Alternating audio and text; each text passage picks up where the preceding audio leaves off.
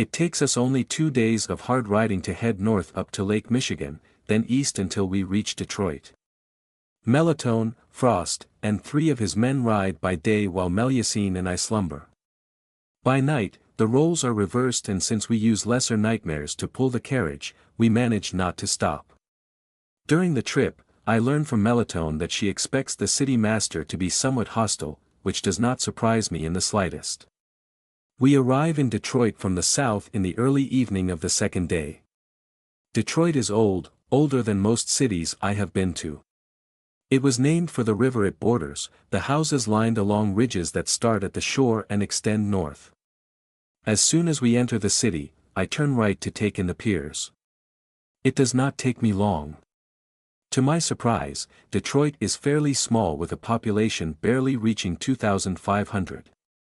Many of the edifices are made of wood while Alexandria and Washington had favored bricks.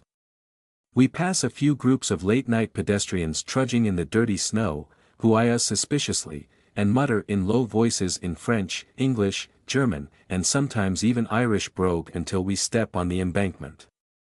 The Detroit River flows languidly before us, its placid waters clear enough to reflect the buildings above and surprisingly unfrozen. I spot canals leading into the city bordered by trees. It feels peaceful and... Have you seen enough? Can we go now? A voice interrupts. I turn to Frost with a glare, but he just shrugs. This is not the liquid I am interested in. And before you ask, no, I am not talking about booze. What are you talking about then? Maple syrup. Behind him, Melatonin takes a dreamy expression as she gathers her heavy cloak around herself. What is maple syrup? I ask, wondering if they are mocking me with made-up products. You have never tried it? Oh, you poor thing. Frost exclaims in mock horror, it is as if the gods had shared ambrosia with us. It is as sweet as honey, it flows like water and tastes like heaven. I am surprised that you did not take the opportunity to try it. I assure you that my change was not planned, I hiss in a low tone. Melatonin frowns at the old man who bows his head in apology. Once more, I am amazed at how quickly he can switch from old rogue to kind grandfather in a single heartbeat. Even his aura reflects this to an extent, currently crisp when he could be glacial. Ariane, Melusine interjects. Yes, I feel them too. Lady and gentlemen, we have company. I turn Métis back and we move towards the center of the city, leaving the carriage and Frost's men slightly behind. 3 vampires step forward to intercept us from around the bend of the road, appearing from behind a snow-covered hedge. The one in the middle has sandy hair and traits a bit too sharp to be truly handsome. He is glaring fiercely, dressed in an elegant if incongruous dark ensemble that would belong more in a salon than outside in the heart of winter. The second man, to the right, follows the first with the respect and attention I associate with courtiers serving their sire. He has dark brown hair and a pencil-thin mustache that Loth would say he tolerates in his women. Both show the muscle structures of fencers and the overconfidence of bravos. The third person is clearly an outsider from her posture. She is beautiful with very dark curly hair and exceptionally pale skin, even for a vampire. She looks guarded and steps just a bit behind the rest of the trio. She seems familiar for some reason. All 3 have the aura of the Roland, which has a slight unyielding quality. Only the central figure is a master, and he is currently flaring his power in a display at the very limit of politeness. And when did you plan on greeting the master of the city, I wonder? The leader asks with disdain. Or at least he tries to. Vampires, just like mortals, are susceptible to visual cues. Anyone on foot trying to look down on me while I am on Métis will only get a sore neck. In the silence that follows, Métis snorts and Zana, Melusine's nightmare, quickly follows suit. I intentionally wait for a few seconds to pass in silence before replying in a cool voice. So kind of you to come and greet us, City Master Mornay. Save your breath, Devourer. I do not appreciate my clan overstepping its authority on my domain, nor did I ask for one of Constantine's hounds. Assist, if you must, but know that I do not need you to get rid of pests. He turns to his side to look at the woman with some contempt. Blake here will explain where the beasts can be found, won't you, Blake? Yes, Mornay. Good. And with this, the man dismisses us and turns to leave. City Master, Melatonin interrupts in a low voice, are you not forgetting something? Watch your tone, servant, I do not take orders from the likes of you. You forget yourself, Mornay. You either respect our agreement or I ride back to Boston and your next visitor will be significantly less accommodating. Mornay turns once more, his face twisted in a grimace of rage. He flexes his hands, claws eager to rend and punish but with no real outlet. Melatonin is completely beyond his reach. Very well. Blake, please lead them to the Madison Hotel and make the necessary arrangements. Goodbye. 1 minute later, only a slightly nervous courtier remains on the muddy ground, and I observe an interesting phenomenon I did not expect to see from her clan. Blake is now looking to the side and downward in a somewhat bashful pose, and Frost as well as the other men guarding the carriage are showing concern and even sympathy for her. I can tell that she is not using her essence, therefore the strange magnetism she emits is only a product of her natural charisma and beauty. Right. Follow me, she grumbles. I dismount out of politeness and soon all the others follow suit.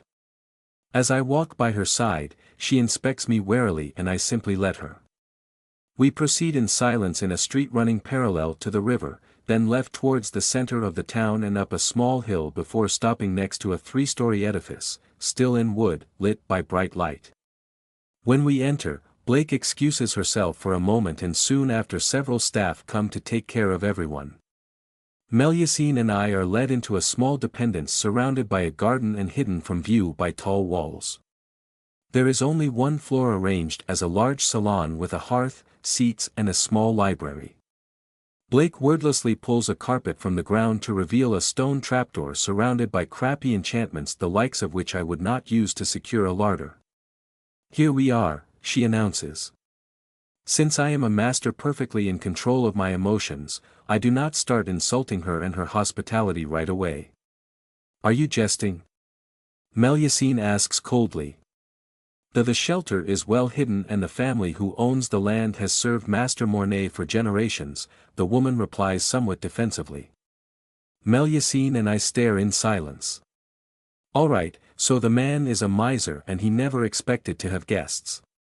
Happy? If it's any comfort my own chamber is even worse. Now finally, we are going somewhere. You seem familiar. Have we met before? I ask before Melusine starts a tirade. Blake pouts, which even I find attractive.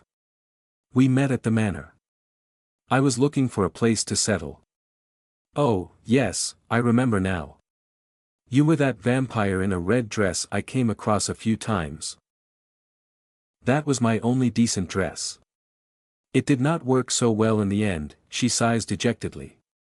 Melusine frowns, but she must also realize that we may have found our only ally in this place.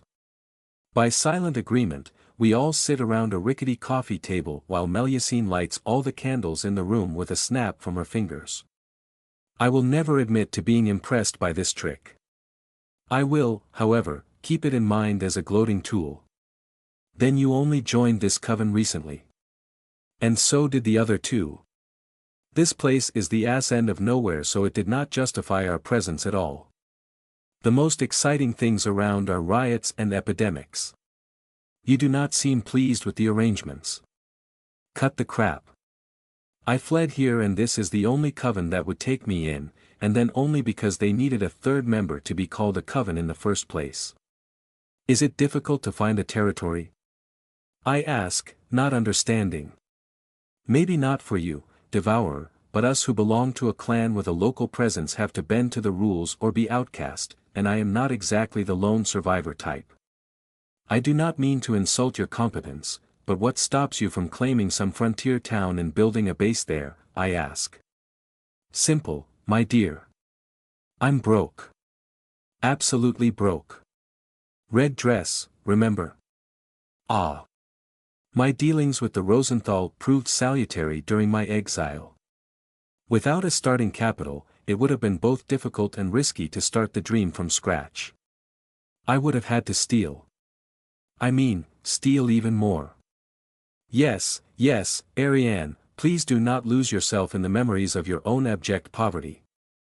We are here with a purpose, remember? Ah yes. The werewolves. Quite. Blake, can you tell us more about the situation? Blake removes her hood completely and stretches. I recognize the kind of things we do to center ourselves, though we no longer have the biological need for it. Melusine and I wait in silence. What do you know? Werewolves bad. Many werewolves worse. Go kill, I summarize laconically. Melusine shows fangs, but Blake smiles a bit. She is a young one, I can tell. We should summon Frost and Melatonin. I do not feel like hearing this tale twice, the redhead advises. I agree and call a member of the staff to request their presence. After a few minutes, they join us, gathering around the table with warm drinks. Frost also picks a plate with what appears to be toast that was liberally drowned in some amber liquid which, I will admit, gives off an enticing perfume. Once everyone is settled, Blake begins her tale. 3 weeks ago, we cornered and executed a werewolf who had come to stay in our town. We didn't think much of it until 2 more came looking for him. We killed them as well, only to realize that a 4th one had been staying at the edge of town. He fled before we could track him down and we lost his trace at the river. So far, nothing too abnormal besides the high number. The loyalists we charged with disposing of the bodies informed us that they found matching tattoos on the victims. 2 jagged black lines to be precise. A stylized mountain. It would make sense if this truly is the Black Peak Pack. Every new piece of evidence hints at a danger the likes of which we have never faced, and I am at the front line with only a pair of disputable allies. How I wish Torin were here instead of Melusine, and I would not mind backup from Jimena, Nami, or John either. We also found maps. I must have reacted to that last sentence, because Melusine turns to me, soon imitated by the rest of the table. Maps are used to wage war. You dedicate teams to making maps when you plan an invasion, I explain, relaying a lesson taught by Loth. But surely, Blake intervenes, they could just ask for maps at the city hall. I learn that Melusine's way of conveying deep contempt is to slowly blink. We ignore her remark and move on with the conversation. Since last week, the werewolves have returned. There are more of them and they stay far away during the night. We only smell them at the edge of our territory. I wince at the memory of werewolves. They possess an innate vitality that makes them particularly appetizing to me, yet there is no denying that they have a peculiar musk which we find irritating. I remember having trouble tolerating the only werewolf I ever was on speaking terms with, the man named Alistair Locke. Every whiff of his scent would wake up my instincts and push me to track the intruder and slay him, even though he was a guest and never displayed any sign of aggression. Have you tried having your humans track them? No, Blake replies, Mornay has too few followers and none of them are fighters. He would not shed their blood by sending them against such foes. I see, I reply, turning to Frost. Yes, we have a way to track them using special charms sensitive to smells and specific auras. I would prefer if you were with us when we engage, however. There will be no engagement, I say, interrupting them. Melatonin frowns, uncomprehending. What do you mean? The mission objectives are to find and identify the primary threat. Frost will be in charge of finding their tracks and will stay at a distance. When night falls, we will join you and follow them to their base. Then, we will learn the true extent of this new threat. We will not waste time going after the small fry. So you do believe in the existence of some sort of werewolf alliance? Melusine asks with some doubt. Maps? Coordination? Matching tattoos? What more do you need? The Lancaster has no answer, and for the first time since we began, I see the tiniest hint of concern in the way her eyes narrow ever so slightly. That works for me. I'll leave Duke with you, he can use a messenger spell. That will save us a lot of effort. We conclude the council quickly with Blake being tasked with finding the maps for us to peruse. Melitone politely requests an interview and I follow her to her room while Frost and his men do some emergency work on our vault entrance. What is it? I ask as she closes the door behind her. She left her luggage half open near a narrow bed and her perfume already permeates the place, soothing me a bit. It appears that Mornay has elected not to cooperate with you in any meaningful way. I am allowed to share with you that he does not know the stakes you have in our arrangement. Do you mean? Yes, he is unaware that Lazaro and yourself are competing for control, otherwise he would have been even more obnoxious. Make sure that he does not figure it out or he could make unreasonable demands. I will be sure to let the others know. Good. The second point is that Jimena is close by. I smile at this. You are not supposed to know, Melitone warns me, and any help you receive from her would affect your final score if you ask for it against my dear brother's orders. I just wanted you to know in case the threat is just as dire as you seem to believe. Right. But if she happens to come upon us, then it will be a lucky happenstance. Oh, I can produce lucky happenstances, not to worry. Do you really think there is a werewolf army? Melitone suddenly asks. I realize that I am not sure. Hope for the best, plan for the worst, I answer noncommittally. In any case, we will keep you safe. Good to know. Alright, thank you for letting me know, and in case it was not clear, I am rooting for you. With that polite dismissal, I take my leave and return to our salon. Melusine and I spend the rest of the night exploring the vicinity, and I find myself enjoying my trips over snow-covered roofs. Despite our efforts, we find nothing. The werewolf maps are also of little help besides proving their complete lack of cartographic and artistic skills. With dawn approaching, we retire to our significantly improved vault. The following day, my mental fortress. I come to in my palatial bedroom, surrounded by pillows artfully arranged under a canopy that defies physics.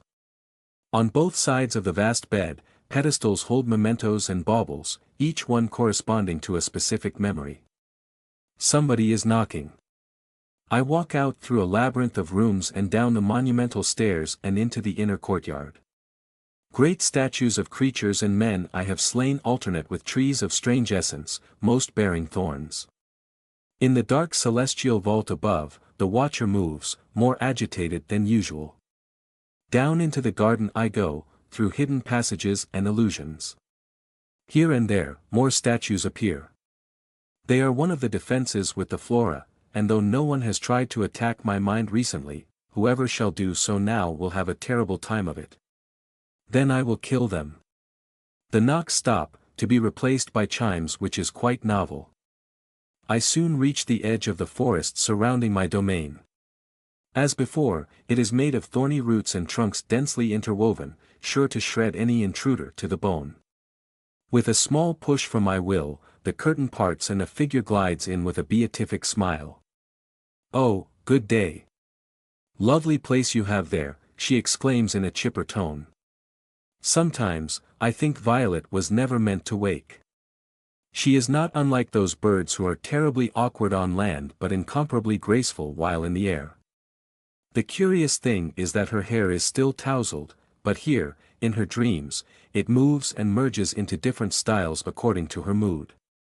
Her clothes flow, sometimes as broad as a medieval gown and sometimes tight and scandalously vaporous. Patterns of color appear and disappear on it according to her mood, and sometimes, motes of light like glittering butterflies pop out as she speaks, like now. Violet giggles. What an incredible house.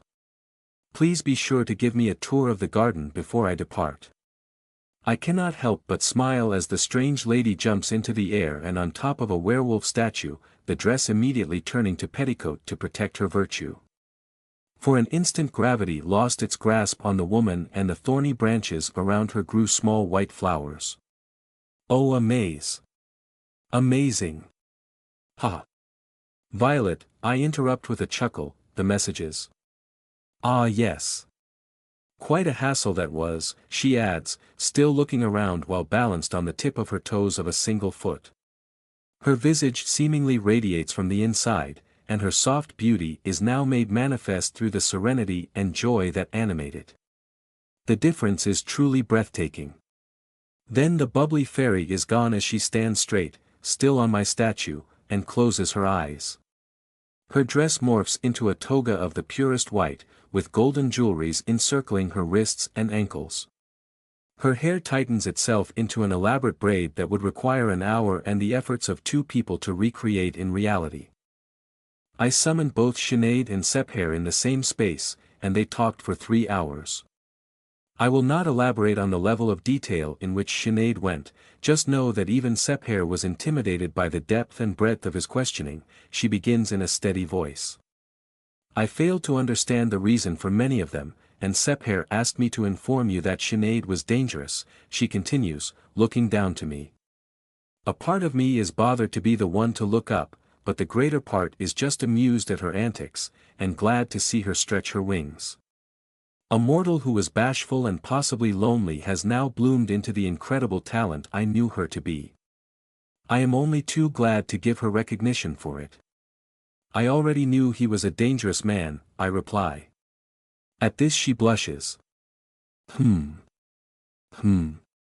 Seriously? Violet? It was only in a dream, I swear. Oh, that scandalous cad. Giving me inflamed declaration and then robbing my newest plaything of her virtue the following day. I know that Lycians have different customs, but surely this is slap-worthy. No. Not to worry, Violet, you are not the first to fall to his ploys, I tell her with gritted teeth. Oh, I know, only a man with experience could be so incredible. I facepalm. Sorry.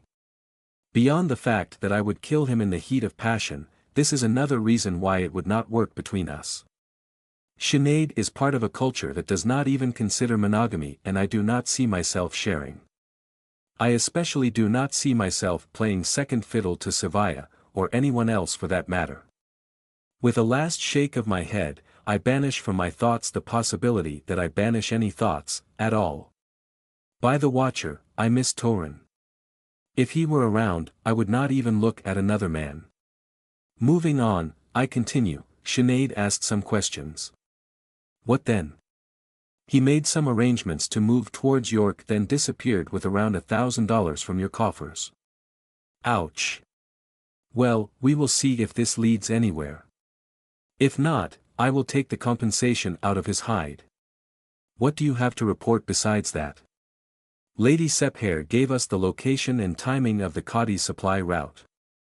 As far as we can tell, they are respecting the limitations the speaker put upon them. Sinead said you should not worry about them and focus on your own thing. I see. The last important piece of news is that you have 15 men from your odd squad and 5 mages of the White Cabal on the way. They have orders to stop 30 miles from Detroit and to find a town to hole up in. We are having some difficulties moving around due to the inclement weather, so you shouldn't expect them before a week. A whole week. That is all. Now is my turn to keep my allies informed. I share my findings, such as they are, with Violet, who has instructions to relay them to Merritt and whoever commands the approaching detachment. After this is finished, I oblige and allow Violet to follow me around. We walk the maze, the gardens, and the inner court, but stop at the edge of the manor proper. I will not follow you inside, it would not be proper, she says while shaking her head. What do you mean? I ask with surprise. This is your sanctum. It contains all the memories and emotions you hold dear and will be your last redoubt if anyone tries to break into your mind. What, you mean with magic? She nods. Precisely. Not that it would be a good idea for them. Your defenses are formidable. You must have worked on this mind palace for a long time. 30 years, I idly observe. It shows. In any case, it was a pleasure visiting such a wonder. I will leave you to your sleep. I hope the others have prepared coffee. Goodbye, Ariane, take care. And you too, I reply as Violet closes her eyes and fades into the background. I close my eyes and find myself back into the bedroom at the heart of the complex. I jump on one of the pillow stacks and drift to sleep. When Melusine and I climb out of the vault, we find one of Frost's men waiting for us. He clearly wishes he were somewhere else. We have found them. So soon? I ask with surprise.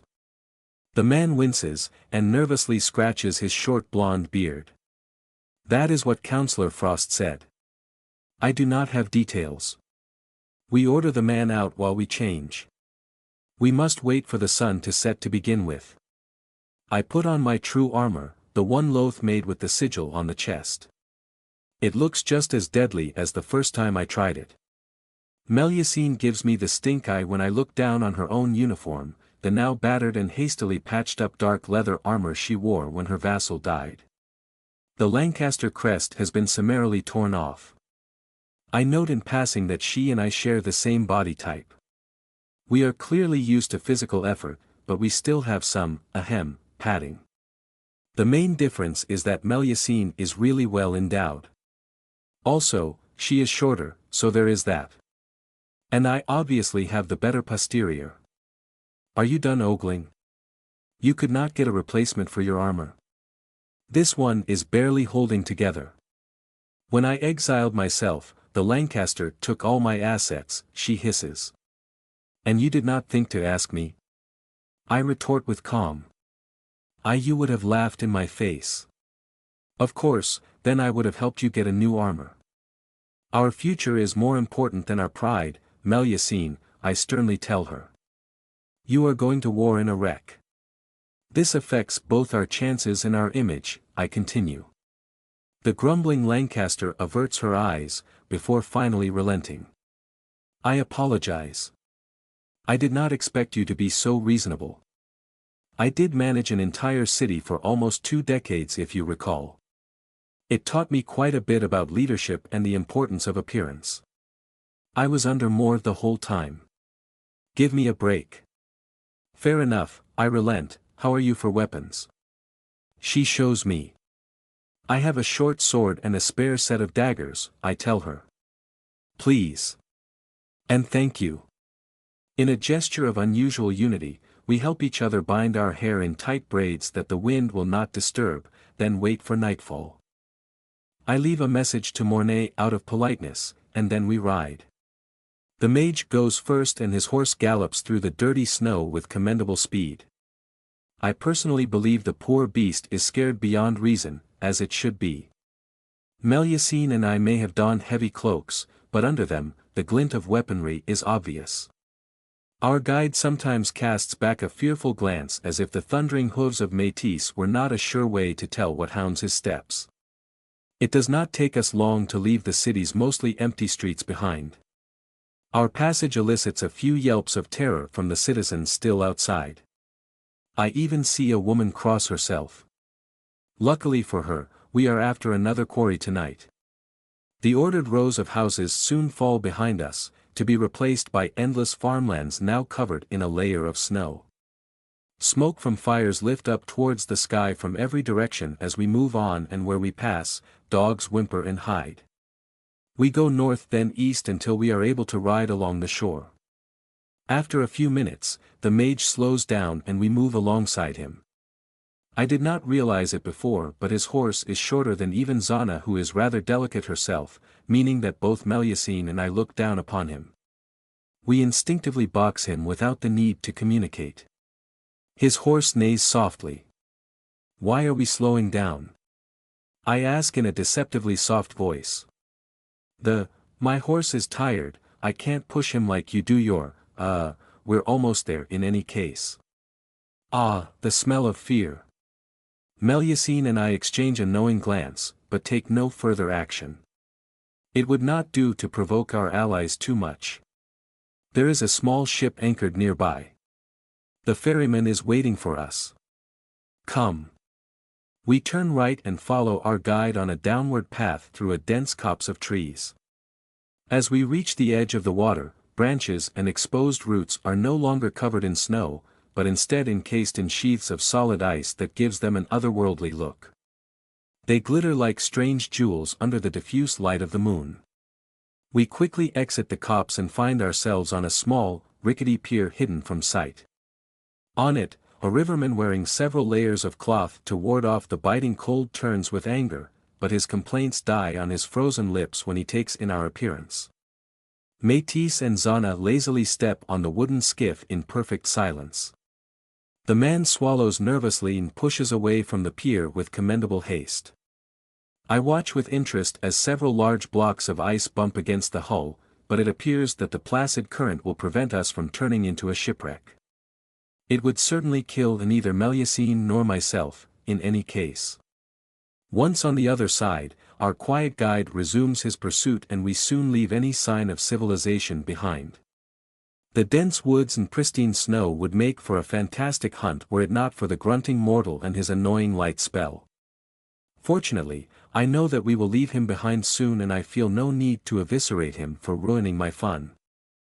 Truly, I have mastered my emotions. They're here, our guide finally says. For a while, we have been following a set of horse tracks and behind a rock, in a small depression hidden from the wind, we find the rest of Frost's group huddling around a campfire. I note in passing that the fire is hidden from view by some concealment spells that also blocks off their aura and, more importantly, their smell. Frost himself is sitting comfortably against a trunk, seemingly unbothered by the cold. Good evening, ladies. I hope you had a pleasant trip. Where are they, old man? I answer with a grin. I am quite impatient now. The tracks continue northward from here. They stop trying to hide them so you should have no difficulties. When you are done scouting, come back here and we will make our way back to the city together. Very well. Melusine. We hunt. The light behind us fades then disappears. The night, in all its glory. I wish Torin were here, so that three of us could gallop and recreate that exciting nightmare ride. Perhaps another time. Trees after trees after trees. The odd rock. Sometimes, an irregularity in the landscape forces us to ride to a side where our quarry climbed. They are close now, I can feel it in my essence. When the sensation turns to a dull warning, I raise a fist and we stop, heeding the warnings of my intuition. Melusine and I dismount without a word and drift through the landscape as silently as shadows. Our feet touch the ground without leaving tracks and no cliff can slow us down for more than a few instants. For a while now, we have approached a small mound and I can finally smell it on the wind. Werewolves. A pungent odor of dog, wet fur and human musk, as heady as it is unpleasant. Beyond the mere unpleasantness of it, their stench wakes in me the desire to find them and purge them, for we occupy the same niche, that of the apex predator. I spot Melusine frown with disapproval. She feels it too. Quietly, I make a circling gesture and we sprint perpendicular to the origin of the smell until we are downwind. An unpleasant necessity as we, too, have a scent. The landscape before us climbs to a ridge behind which our prey surely is. I find a flat rock some distance away that overlooks the field beyond and guide Melusine there. I climb first and use the promontory to survey the scene lying before me. Then I fall back, speechless. I almost bump into my companion who was on her way to join me. What is wrong? She softly hisses. You know that feeling when the order came at us in Triste Chasse? That realization that you are facing a threat you had not quite expected? Don't be ridiculous, there were hundreds of them. I silently point forward and Melusine lifts her head to get a good look. Indeed. The werewolves have made camp in a basin nestled between the mound to our north and the ridge we stand on. The small depression hides the camp from sight, if not from smell, and bitter wind disperses the upward clouds of smoke of the campfires before they become visible. What shocks me is not the size of the camp, fully capable of hosting a good 200 men. No. What shocks me is the incredible level of organization displayed here. This is not a refugee camp or even a caravan bivouac. We are spying on a military installation. Most of the camp is made of large tents, not set in rows but evenly spaced across a good half of the basin. The materials used are heavy furs and tanned hide sewn together, and a sentinel stands before each entrance with their arms crossed. I do not see any cannons or armory, nor any smithy, which does not surprise me much. I have noticed that entities who possess an overwhelming physique often underestimate the usefulness of firearms. Or perhaps, they simply lack the means or training. Small comfort. The missing structures have been replaced by cages. Rows and rows of densely packed prisons filled to the brim with the huddled forms of transformed werewolves. Their listless bodies form an incredible tapestry of colored fur behind a foreground of gray metal, a quiescent organism made of hundreds of temporarily inhibited monsters. When that slavering mass is unleashed, nothing will remain in its wake. Walking at the edge of this massive jail, a man patrols, a great horn of some bony material hanging around his chest. The artifact's power echoes slowly across the mass of prisoners with some unknown effects. With his heavy mantle made of fur poorly sewn together, he looks like some shaman from the dawn of time. Finally, a command tent sits at the end of the camp opposite the cages, and in front of it stands the tallest werewolf I have ever seen. The creature easily tops 9 feet and its muscular body is covered in thick dark hair now slowly drifting in the wind. Are those ferals? Melusine whispers as she points at the cages. I believe so, I reply. Some werewolves lose themselves completely to the curse and never transform back. My companion and I share a moment of unease. Turning rogue will forever be a threat hanging over our heads, and the sight of those lost souls only reminds us of the possibility of our own demise, not to external forces but to the darker part of our nature. There must be at least 200 of them. Agreed. Let us fall back for now. We return to the nightmares, taking extra care not to leave any trace nor to be spotted. The ride back to Frost's camp is morose, and for good reasons. We cannot stand against those numbers. I am confident that I can take on a dozen werewolf and come out unscathed, but the more enemies there are and the more likely it is that a single mistake will spell my doom. A single jaw firmly clamped on my arm means a dozen more all over my body by the time I can free myself. It means being trapped, overwhelmed, and dismembered. It will take more than 5 vampires to stand against such strengths, especially considering that 2 of us are courtiers. It will take a large force and a careful plan. It will also require a high degree of cooperation between Mornay's group and ours, a dubious proposal at best. Less than 48 hours into this operation and the situation is already desperate. Hundreds, you say? Mornay asks with a sneer as he reclines in his comfortable chair. We stand in an office that would look respectable if it did not still stink of fresh paint. Blake and the unnamed Spawn stand at either side of him across the massive Baroque desk while I am flanked by Melusine and Melitone. The prick did not even offer us a seat. I would never lie on such a serious matter, I retort with more bite than I meant. Lie? No. But hundreds of werewolves. From creatures that have never banded in groups larger than 3 until very recently. Allons donc. And besides, did your bloodline not show issues with, let us say, clarity? He asks in a seemingly innocent tone. I flex and unflex my hands, claws hidden from their sight. I know Melusine enough to realize she is livid though she masks it well. By questioning my sanity, he is also insulting her, whose testimony backs my own. If we were not trying to work together, I would demand satisfaction right now.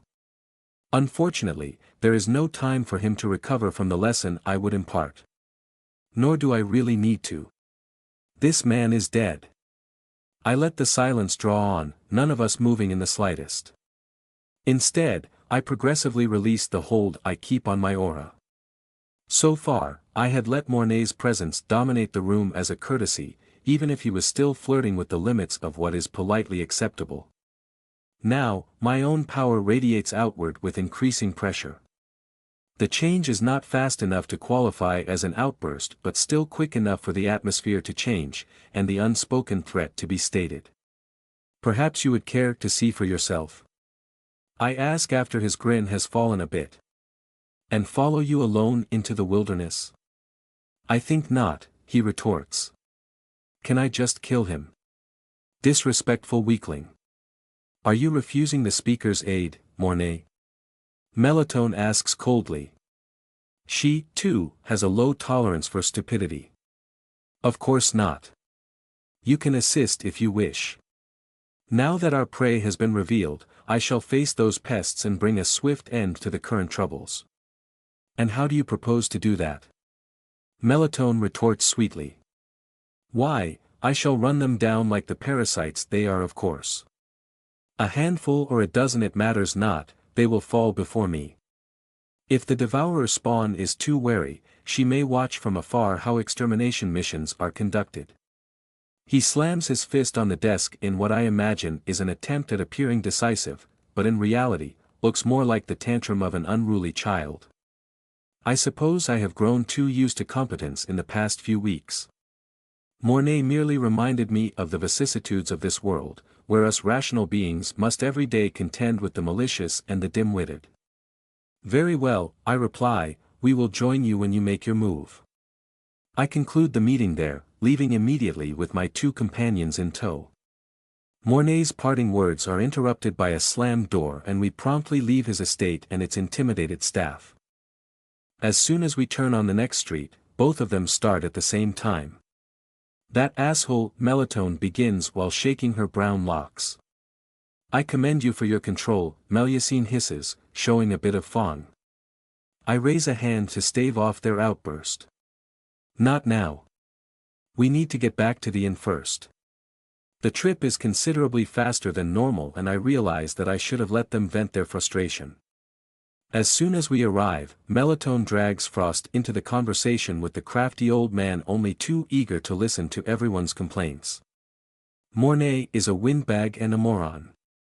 His sire should have stabbed himself in the heart on the day he chose that brainless twit to join the ranks of the undying, she spits. In a way, I am pleased to see that politically motivated incompetence is not the prerogative of my bloodline, Melusine adds.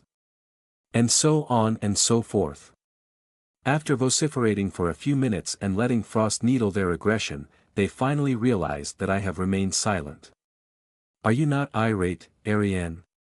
Melusine asks, he disrespected you on purpose, and quite cruelly at that. I am indeed calm, because I know for certain that my vengeance is already assured. I turn to the servant among us. Melitone, how likely is my victory should the entire den fall?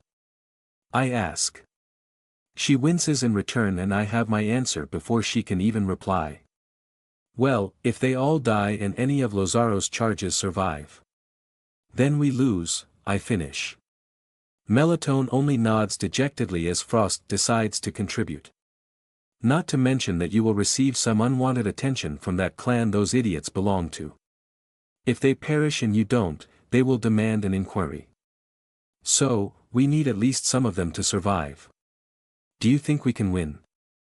Melusine asks. Win? I ask with disbelief, that would depend on your definition of winning. That gets their attention, and so I explain. We cannot possibly stop that horde if they all attack at once. Which they will. How about those reinforcements? Melitone asks. There are hundreds of werewolves. I am not even confident we could stop them in Marquette, even if I gave silver bullets to every militiaman and women. Not without devastating casualties. Then what? I pause at that. Melitone remains an outsider, and I must not forget it. She is on my side in everything but what truly matters, formal allegiance. I cannot reveal the darker parts of my plan in her presence lest she reports it to her sibling, while at the same time I need to show enough that she does not suspect too much of a hidden agenda. We will use the river, I begin. The others join and soon add their expertise and minds to my own until finally, we have a workable plan. I find it remarkable that no matter if by 10 miles or 1,000, being away from civilization and its lights always gives the illusion of infinity to the nocturnal landscape. Intellectually, I know that the dark frozen trunks and untouched snow do not go on forever, that a river flows at my back and that beyond it lies tamed land. It matters not. Here and now, we might as well be in the northern reaches of the world, where they say the night lasts for months. Mornay paces nervously in front of our small group. He wears a genuine plate armor of a strange make, a sign that he is at least taking this seriously. From time to time, he furtively takes a glance at my unmoving form. I repaired Melusine's attire as best as I could with the limited time I had and the tools I brought with me. Thankfully, vampire dexterity and speed can work wonders, especially backed by a bit of Cadi's essence for continued focus. She now looks half decent as her asymmetrical armor gives her a rebellious look, that of a pirate or highwaywoman. I will admit that it looks good on her. I also made sure she had proper greaves and gauntlets equipped. From experience, I can tell that werewolves will go for extremities on a moving target, so that they can bring it down.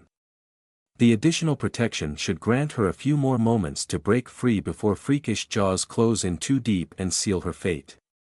All in all, she looks like a fighter, if a scrappy one. I, on the other hand, look like a master. Loth's armor shimmers in the fleeting light of the torches held by Mornay's men, its exquisite details obvious to my peers. I also wear my half-mask and carry with me an assortment of weapons including Savia's spear and my own wolf slayer. John's version of the massive arbalest is designed for absurdly strong mortals. Mine is designed for absurdly strong vampires. It has the same draw strength with a major difference, my slayer is a repeater. The bolts are stored in a long magazine stored on top of the central axis. A crank with pulleys allows me to wind back the wire-like string without having to lower the weapon. It looks exactly like what it is, a siege weapon that should be operated by a crew and fired from crenellation at approaching shield walls. On top of that, I have a pair of 1-second fuse powder charges secured at my back, the ultimate way to clear a path. This is the werewolf hunt equivalent of being overdressed. I love it. With our tightly braided hair and matching blades, Melusine and I are the cold professionals to Mornay's mismatched group of dilettantes. Blake doesn't even wear proper armor. I hope she does not get caught too early. Eventually, Mornay's pacings fail to assuage his worry and he turns to one of the 4 mortals carrying torches who had the misfortune of accompanying us. "What's taking them so long?" he demands. The mortal obviously shrinks before his employer's attention. What a stupid question to ask. How could the mortal know? A leader should never reveal their fear. Mornay's master plan was to provoke the wolves into attacking him. We managed to find a roving patrol and he slew both untransformed wolves, one of them a woman, only to have one of his men drop the pair of severed heads at the camp's entrance with a formal challenge. I almost insulted him here and now for his dismal stupidity. It takes a considerable amount of willpower to remind myself that I should not waste my breath on a dead man. The mortals will be intercepted. The werewolves will smell and notice the severed heads. They will exact vengeance. Then, when they are ready, they will find us. Such an insult cannot remain unanswered. In any case, the messengers are lost and so are the mortals present here. Simply because Mornay did not believe us and felt the need to double down like the arrogant fool he is. As we wait for the inevitable tide, I reflect on his behavior. He does not believe that werewolves can assemble in large numbers because it never happened before. This is the sort of mistake I have also committed. I realize that until recently, I no longer believed that mages could take me down. Then Alexandria happened. Without David King, I would have died that day. We vampires are all guilty of the sin of pride. If mages have failed 20 times to end my life, the 21st attempt might be the one to succeed. They have all of eternity to try and they only need to win once. I must walk the edge between death and insanity, taking them seriously while still giving them a chance to survive a proper hunt. It does not take a genius in arithmetic to realize that no matter how small the odds, with an infinite amount of chances, success is assured. At some point, I will die. And here I am brooding again. I blink myself awake as a noticeable shift triggers my intuition. While before the world was uncaring, there is now a sense of anticipation on the wind. No, a sense of longing. An eagerness. I calmly load the crossbow, drawing a furious stare from Mornay and resisting the temptation to kill him right now and run while I can. Ariane, queen of mature self-control. I take a step forward. It happens quickly. No time for speeches. One moment, silence reigns. The next, snarls and grunts and pounded snow herald the coming of a pack, and the very next instant, the bipedal hybrids of wolf and man storm the clearing. I unleash the first bolt on the leading beast as the tide of fangs and furs rushes us in tight ranks. They are so close and so similar that I feel that I am not facing a group but a single misbegotten entity with more limbs than a centipede. Even their aura is but one wave of feral rage. It crashes against our own with blind obstinacy. Then there is no more time to think. I manage to shoot twice more, taking heads each time and slowing the mass of bodies as the bolts pierce through the following member. Then I take my spear and stick it in the first wolf jumping on us, using the momentum to throw its massive body into one of its neighbors. I repeat the gesture again and again with mechanical precision, breaking the tide like a rock at the head of the formation. Behind me, the vampires instinctively gather in a wedge, supporting each other. Melusine spells crash into the densely packed bodies in great fiery explosions, to my surprise. I did not know she could call fire. Both courtiers are pushed to our back so that we make a defensive circle while the torch carriers are swept away with brief cries of terror and pain. We fight back to back, lunging for devastating strikes before pulling back to the cover provided by our allies. Blake and the Spawn sometimes falter, but the trio of masters is more than enough to stem the tide and to compensate for momentary weaknesses. Savagery is answered by stern discipline and recklessness by surgical precision. Each of our blows either kills or maims beyond recovery. Every swipe throws one body into two more to hamper five. No matter how strong they are, we are deadly fighters with centuries of combined battle experience. And still, we bleed. The pack fights as one despite their apparent mindlessness. They blindside, feint, and distract with an ease that can only be born from instinct. They follow each other tightly so that one jumps over the other when the first one commits. They attack from multiple sides when they can and will always try for the weakest link or the overextended fighter. I am fine. I sometimes let glancing blows rake my armor without much effect when I want to use the momentum to strike elsewhere. Melusine manages to avoid most hits, though she gets a cut on her temple, and thick dark blood now drips down her cheek. The courtiers are not doing so well. They are already covered in wounds. Blake's left arm hangs limply by her side. Both Melusine and Mornay are forced to compensate, and in turn, so am I. As I kick a corpse into the side of a roving pair, it happens.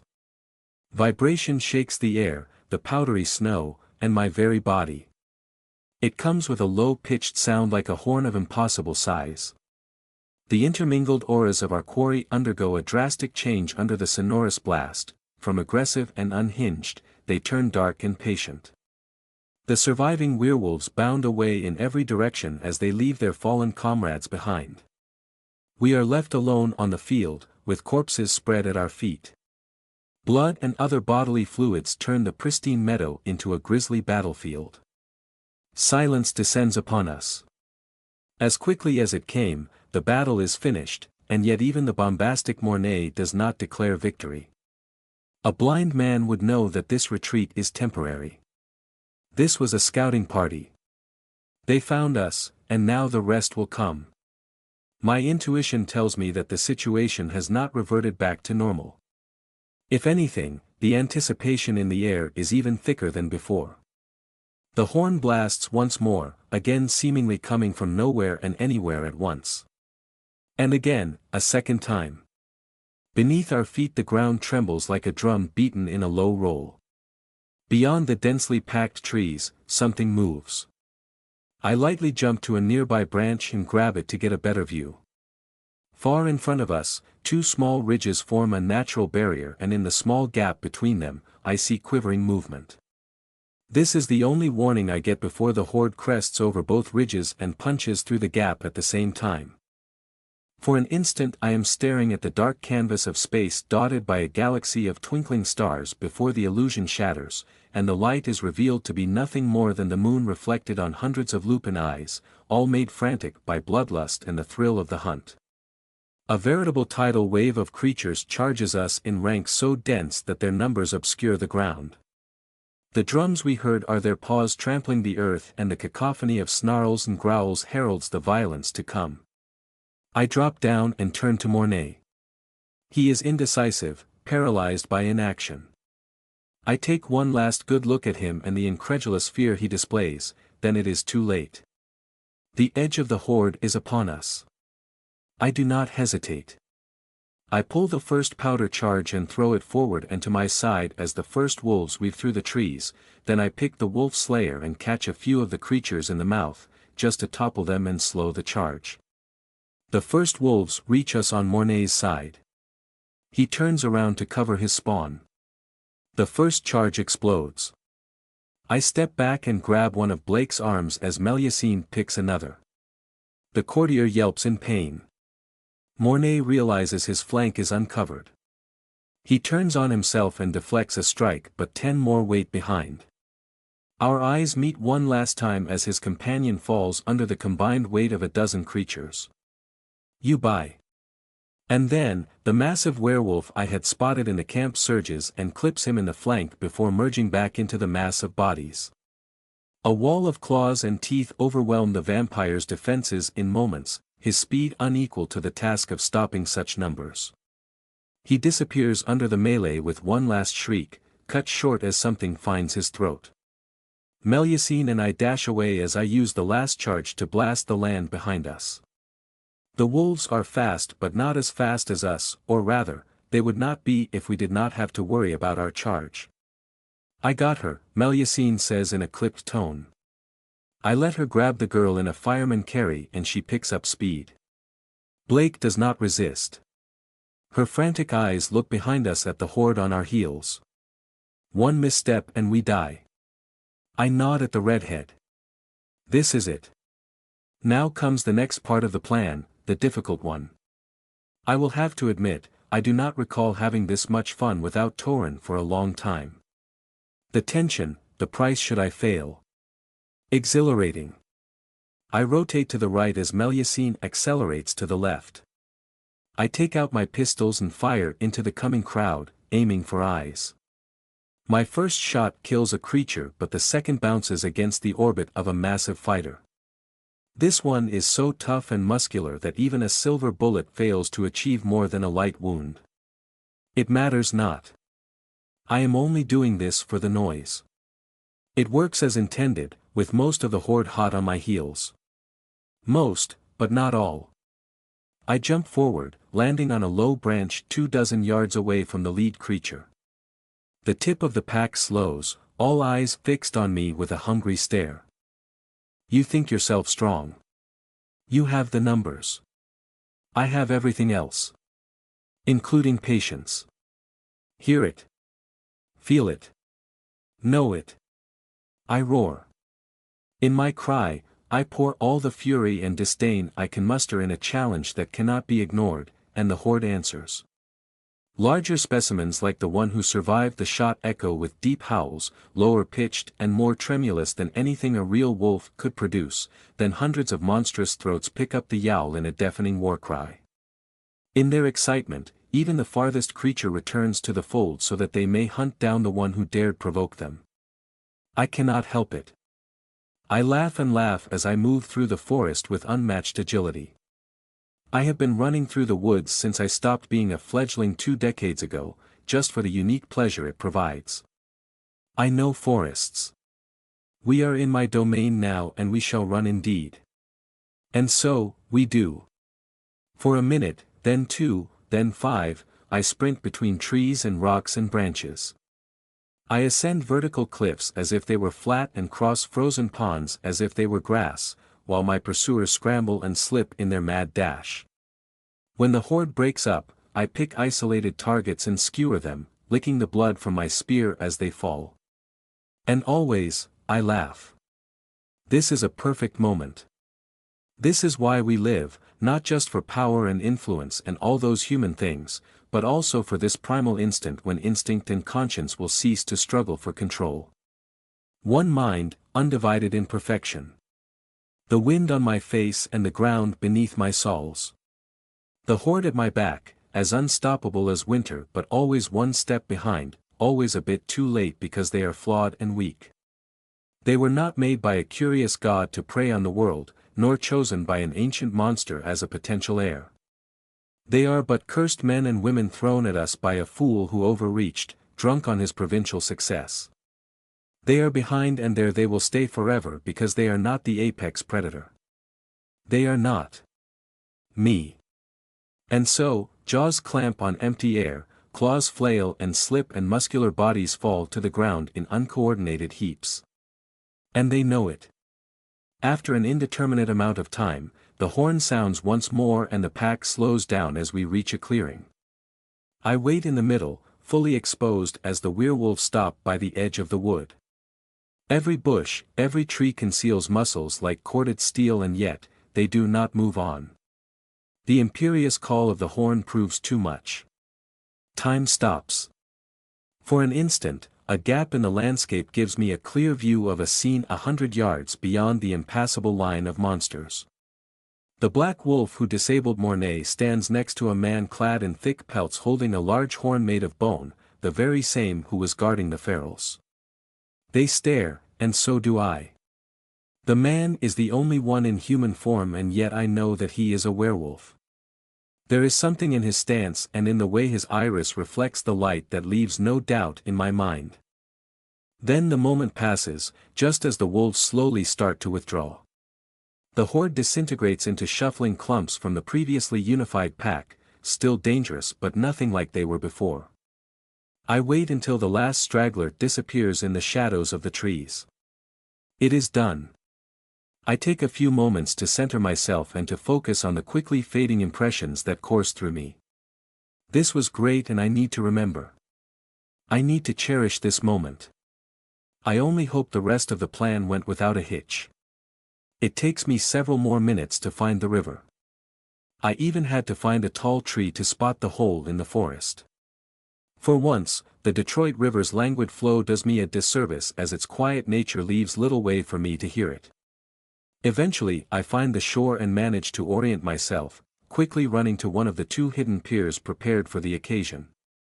I take the arranged rowboat and make my way across, cursing against the occasional slab of drifting ice. It takes me another 5 minutes before I arrive at Frost's camp. If I did not know it was there, I would have missed it. A large circle of basic runes hides it from aura perception and smell while the location naturally blocks sight and sound. As soon as I enter the perimeter, Frost stands up from his position near a central fire. Blake follows suit, looking dazed. Good, you're here. Is Melusine not with you? The old man asks. I stop in my tracks. What do you mean not with me? We split up so that she could evacuate Blake. They were supposed to cross the river together. A small group of wolves followed us, the courtier answers in a hesitant voice. She stayed at the pier to stave them off. I thought I attracted all of them, I hiss. Well, I am going back. I turn around to the small pier under the mage's incredulous stares. Careful, Ariane, those who came after us were not ferals, Blake warns. It matters not. I sit in the rower's seat only for Frost to lower himself in front of me. He removes a strange contraption from his pocket, something between a dreamcatcher and a compass. The artifact tastes like tracking and searching, not in my way, but in a more methodical and rational mindset. A bit like a Rosenthal hunt. Well, what are we waiting for? Frost asks. I frown, yet also start rowing. I am surprised by the intensity of your reaction, Ariane. I did not expect Melusine and you to be close. You should already know that I do not simply discard an ally in need. And what about Mornay? And Reynold? They were not allies in need then. There was nothing I could do, I reply with a shrug. I did not even know that the spawn's name was Reynold. Frost nods, pretending to be thoughtful. Then, after 10 more seconds he continues. It is fortunate that Blake made it. When pursuing a line of questioning, you should be wary of what you may find at its end, I interrupt. Frost raises his hands in mock surrender, but I give him no recognition. He is too eager to poke and prod for no discernible gain. I am amazed that he still lives. Naturally. The following minute is spent in silence as I focus on dodging the ubiquitous pocket icebergs and Frost tinkers with his bauble. I realize that the cold is absolutely biting, yet my companion seems unbothered. If anything, the frigid wind pools around him. I almost crash into the pier because of my speed and lack of attention. I climb down and inspect my surroundings. The forest around us is quiet, though the scent of werewolf blood is still strong. I notice that there are no corpses despite a suspiciously large pool, which means that our foes picked them up before leaving. The pier itself is mostly untouched, but here and there, branches and trunks have been marked with the telltale signs of claws and pyrotechnics. The devastation follows the shore downstream. I follow the trail in silence with Frost on my tail. The land is empty of life and there are no auras besides our own. No signs of Melusine, so far. As I walk, I realize that my erstwhile bitter enemy took a significant risk by acting as bait, and I am reminded of the one prophecy I had in my life so far. The one about forgiveness. I am ashamed to admit that I have, in fact, forgiven her. We have both grown quite a bit since New Orleans and she has been instrumental in the success of tonight's operation. I really hope she made it. 50 yards down, the traces of conflict abruptly stop. Do you think she went into hiding? Frost asks. No, she would have had to kill the entire group for that and no werewolf died here. There would be tracks of a massive body on the ground. I check around but see no signs of Ash, which is a good start. Where is she then? I look at the river. She probably followed the flow as a backup plan. Werewolves are too heavy. They sink, and they are sensitive to cold. Vampires do not need to breathe, and we do not fear low temperatures. She jumped in. I do not think so, I reply as I find a particularly deep set of tracks. I believe she was thrown.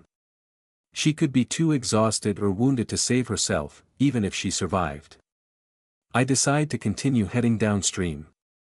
I have no idea how far she could have been carried, if she was.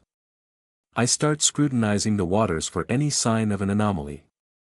I even sniff the air and pick up a queer scent. There is a werewolf farther along the path, I inform Frost, who is still tuning the artifact.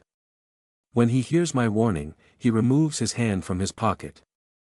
Frost's gauntlet is as white as its namesake. A single ruby is inserted halfway on the back, between his knuckles and his wrists. It glows ominously. We continue carefully but soon realize we need not have bothered. The scent comes from a prone form at the edge of the shore. Smoke wafts from the pale naked body of a young adult, a proof of the werewolf's impossible metabolism. He is breathing fast and shivering while his aura flickers weakly. Do we finish him off? He will be too weak to talk, at least for a while. Frost asks. I do not know how he can be so sure, but I trust him. No. I have another use for him, I say, looking out again. You want to jump in? Yes. If Melusine fell and she would be around here if my assumption is correct. Then take it, he replies as he hands me his compass. This is the tool I use to track the werewolves. I recalibrated it to find vampires instead. Will it work underwater? Yes, and if your ally is unconscious, she will not try to restrain her aura. I nod, and jump. Even if I expected the cold, I am still disoriented by the sensory overload that comes with it. I take a moment to recover and look around. Seaweed. Rocks. Debris. The odd fish. No sarcastic Lancaster. No, focus Ariane, you have a tool, use it. I take out the compass and realize that the thin blue needle is pointing at the nearest vampire. So, me. I curse but realize that Frost cannot be this stupid. Below the needle, I find a single gem that I can press. I do so now and note that the next target is behind me, upstream. I quickly swim and find Melusine's body near the bottom, huddled against a large rock. A thin trail of black blood emerges from the back of her head where her skull was crushed. So that is why she is here. She must have landed headfirst into a block of ice and sunk, while the werewolf struggled to float and only managed to climb back to the shore a bit farther away. It is a simple matter to drag her back and I soon emerge from the depths a few feet away from a bemused Frost. An impressive show with that armor of yours, he comments, too bad about the seaweed in your hair. I sigh and remove the guilty piece of vegetation, but I cannot muster any form of annoyance. I am relieved that Melusine survived. I would have missed her. How is she? He asks. As long as she is not Ash, she will be back to her posh and caustic self within the next hour. Convenient. Frost discarded his coat to cover the shivering body of our prisoner. I grab underneath for an arm, and at the moment I succeed, the young man's eyes flash open. They are a warm brown with flecks of green in it. Rather pretty. He sniffs the air, surprised. You smell weird, he comments, frowning. Then he yelps when I bite his wrist. What is it with people taking such liberties to comment about my hygiene and appearance, huh? Go waddle in the muck and you will smell strange too. Bah. With the wolf's expression slackening, I bring his bleeding appendage to Melusine's lips and let the carmine liquid trickle down. The redhead shifts and soon, ravenously latches on the wound. She stops as soon as she regains consciousness. Slowly, she opens her jaws and releases her still breathing captive. Melusine, I begin as a greeting. You saved me, again, like last time. You are not going to battle again without some sort of helmet. Agreed, she concedes with a bitter chuckle. Melusine does not stand up. A bad sign. We normally dislike being in a position of vulnerability. And although I appreciate the trust she shows, it also indicates that the ordeal has taken a toll on her. When I saw you above me it reminded me of last time. It scared me. I feared to turn around lest I see him again. My Arthur. I am sorry, Melusine. Oh, don't be. By the eye, this is ridiculous. I really thought I was done for this time. I remember every detail of my fall into the water. The branches overhead. The wind. The claws against my armor. I even remember useless details, like how the beast stank of rank sweat. That's rich, coming from a ginger. Melusine pauses and I witness with some pleasure her face turn from mewling to its usual haughty self. We both snort at the same time and this time, she is smiling. Thank you, she says. Ladies, if you don't mind doing this later. Frost comments. He is right. We are in hostile territory. I almost forgot about that. You really could not save them? Melitone asks firmly with just a hint of suspicion. Around us, the mages are packing their belongings in preparation for our retreat back to the city. But you could save Blake, she continues after a pause, looking at the woman sitting near the fire. I carefully maintain a neutral expression, mirrored by Melusine. Blake was already wounded, and she is but a young courtier. Wrestling a reluctant master would have been a different proposal altogether. As for his spawn, he was the first to fall. Melatonin considers my words with clear unease. My testimony is perfectly believable, but the death of Mornay is simply too convenient. Almost as if I had planned from the beginning to let him die with his spawn so that the leadership of the den falls on Blake, who would be much more, shall we say, malleable, than her predecessor. Melatonin, I told you that this attack was suicide. I saved whomever I could despite the odds. We were facing a veritable wall of cursed flesh, fangs and claws out there. I give you my word on this, once they were upon us, there was nothing I could do. You can ask Blake if you do not believe me, I continue. Technically, I could have tried to convince him to leave or dragged him away and hoped he would follow, thus promoting the interests of the Speaker of the Accords and Clan Roland. I did not. Lord Siren proved beyond the shadow of a doubt that ours is a merciless world where self-interest rules. I am no fanatic in the service of Constantine, nor am I some sort of benevolent savior to risk my life for others of my kind. I am here to protect my own interests and those of my friends, and Mornay resolutely placed himself in the list of disposable assets. He was not my ally and I did not have an agreement with him. Indeed, my agreement was, and still is, with Constantine himself. Also, Mornay was a prick. And so, for convenience and for insulting me, he had to die. Now, with the leadership firmly in my hands, we can finally work on a proper plan. Melatonin nods, admitting that my explanations make perfect sense, and here lies one of the most valuable lessons of the night. I swore that I could not help the deceased as the tide overran our position, and I told the truth. That does not mean that I could not have intervened before. Vampires seldom ever break their oaths as the price is too high. Similarly, if I swore I believe something is true, then unless I twist in pain on the ground as the words leave my mouth, I did not lie. The abyss between the absence of falsehoods and a faithful rendition of reality is so vast that I understand why we are loath to bind our foes and allies in complex contracts. The more we abuse it, and the more the victim will struggle for a way to wiggle out of their bounds like the proverbial genie. And so, I am left in charge after letting nature follow its course. Blake, you must return to Detroit and evacuate your people. What? Like it or not, you are now the de facto leader of the local den.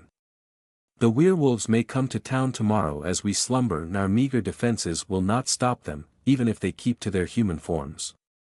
We must leave and retreat to a fallback position. I have reinforcements waiting outside of town. Their camp will do. Right. Then what? Melatonin asks, looking a bit lost. Then the boy and I will have a conversation, I announce as I kick the prisoner by our feet, and once we are done, we will finally understand the true nature of what we are facing. Oh, Adeline, since I met you on that fateful night and rescued you from Alonzo's men, my world has changed beyond recognition. I thought I knew my place at court and the course of my life until the day I die. How wrong I was.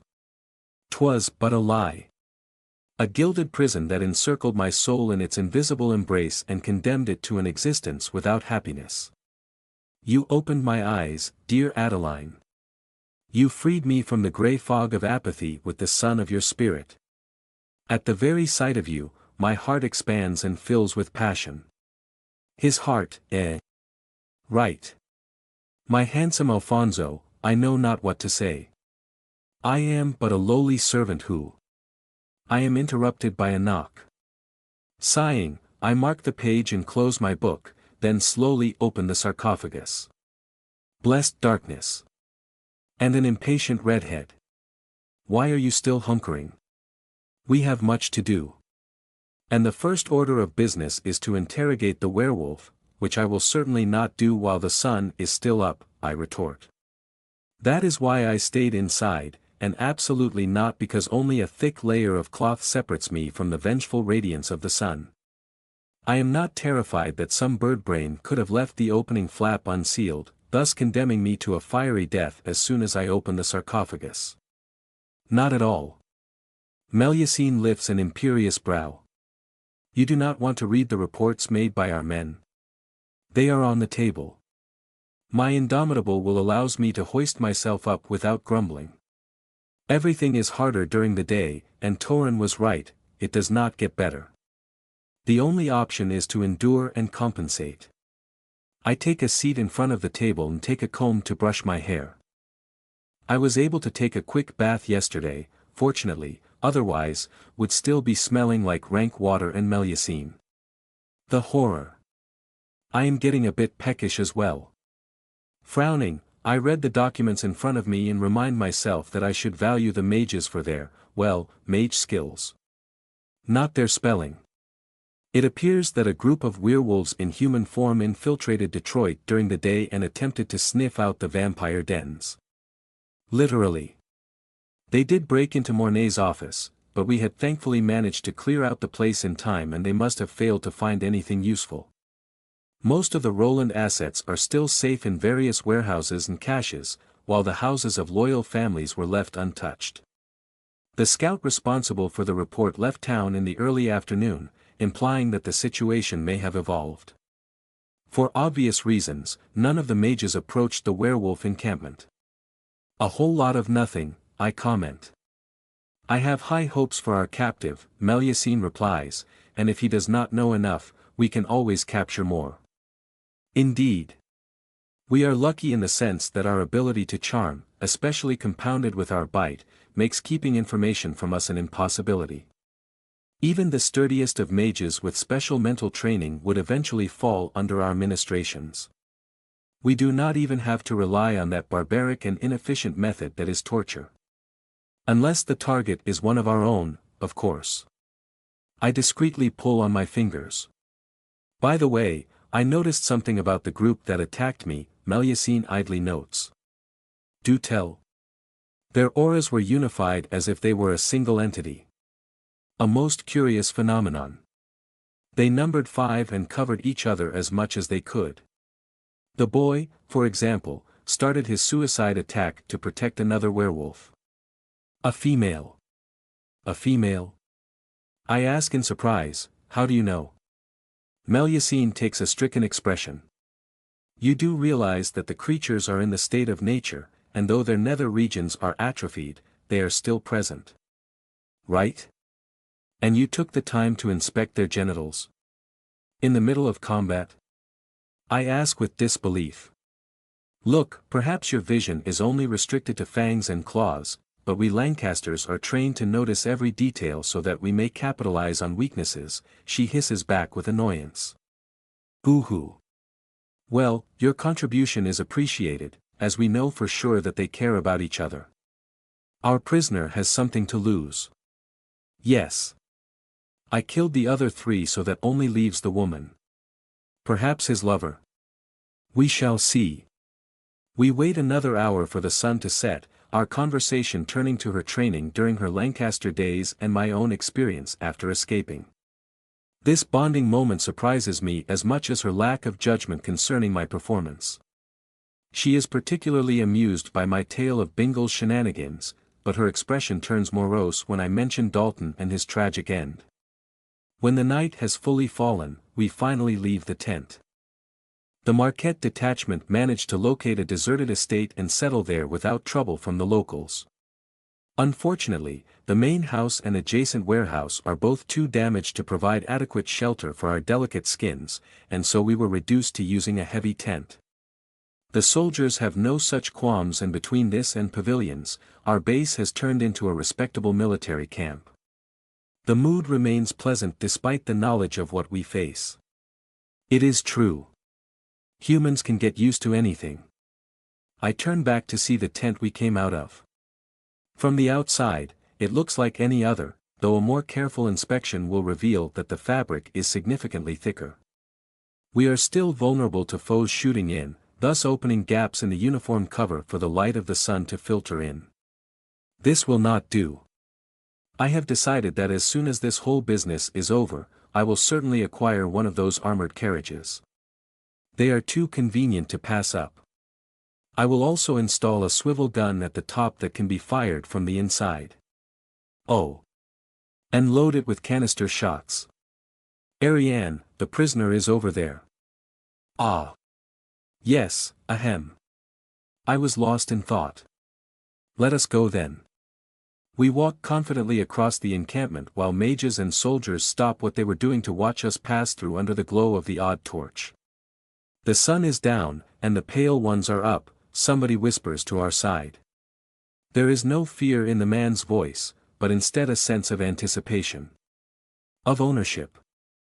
I never thought that we could be adopted as if we were pet tigers. Interesting. Shaking my head, I follow Melusine to a tent that was set apart. 3 men are surrounding it with muskets loaded and pointing in instead of out. I take a key from one of them, then turn to my companion right before lifting the flap. It would be preferable if you stayed outside in case the 3 you killed were his friends. Can you listen in? Most certainly, Melusine answers with a smirk.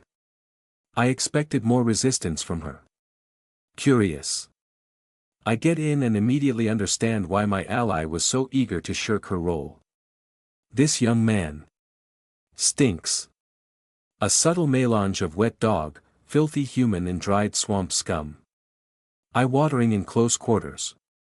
I do not remember Alistair, the only other werewolf I ever got close to without killing, being so dreadfully pungent. Absolute boffing lad. The boy is on the ground. Both of his hands and feet are being held in massive silvery manacles that dwarf his skinny limbs. Someone was kind enough to procure a small cloth, but he is otherwise naked and his muscles are incredibly well defined. Too well defined, in fact. We used to see some of that in freshly purchased slaves coming from the worst plantations, back when I was human.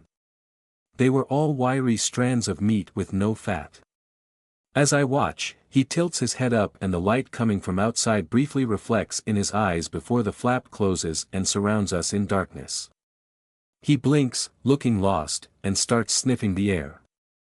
The gesture is still oddly human. His eyes widen. I am recognized. You look hungry, I comment in a soft voice. The boy sighs in what I recognize as an attempt to regain self-control. With his body bared, every reaction appears exaggerated from his breath to his shivering. On a whim, I exit the tent again and signal a soldier to bring me food and, a lot of it. Melusine does not react. Either she approves, or she will not oppose me publicly. It takes less than a minute for the man to return with a bowl of hearty stew and a large slice of dark bread. I bring them in, once more regretting this odious assault on my nose. I place them on the ground in front of my captive and free him from the manacles. He takes the bowl with some hesitation, and when no punishment comes, falls on it voraciously. Quite the spectacle. With his meal savaged, the boy leans back while I sit on a small stool, the only piece of furniture save for a very small table on which I light a candle. The weak light would barely be enough for a mortal to see the outline of my body, and yet the werewolf immediately inspects me from head to toe. I decide to do the same. The boy's traits are still underdeveloped, and the prominent cheekbones give him the appearance of vulnerability. I recognize despair in those green-flecked brown eyes. I have seen the likeness before in those who hold so much grief that the world only appears in shades of gray. Nothing really matters anymore. This might make things easier, or he will clamp so hard that only a bite and a full-powered charm will make him talk. In any case, resorting to strength as a means of intimidation makes little sense when the person already expects the worst without much concern. Do you know what I am? I ask. The boy considers answering me, then shakes his head and looks down. No need to act tough, we are having a conversation. This is your chance to ask questions as well, I continue. The boy scoffs. As if it matters. You're gonna kill me, he replies with a young and accented voice. Farm stock, I'd wager. You do not know what I am after, I reply with a smile. Good. He took the bait. I hope he is curious as the younger ones tend to be. And what are you after? He asks, still guarded. I smile lightly, and tease his curiosity awake with a bit of charm. I freed a werewolf from prison, a man by the name Alistair Locke. No hint of recognition. Perhaps Alistair died, after all. He told me that your kind had gathered in the north. In packs. He spoke of one called Black Peak. Deep hatred. This is getting interesting. I assume they succeeded, and I would like to know how. Why do you care? He spits. Do you not hunt us like animals? Guilty as charged. You seem like a bright lad. The situation is a bit more complicated than that, as I am sure you can imagine. He frowns but does not object. He must believe my story. You said we're having a conversation, right?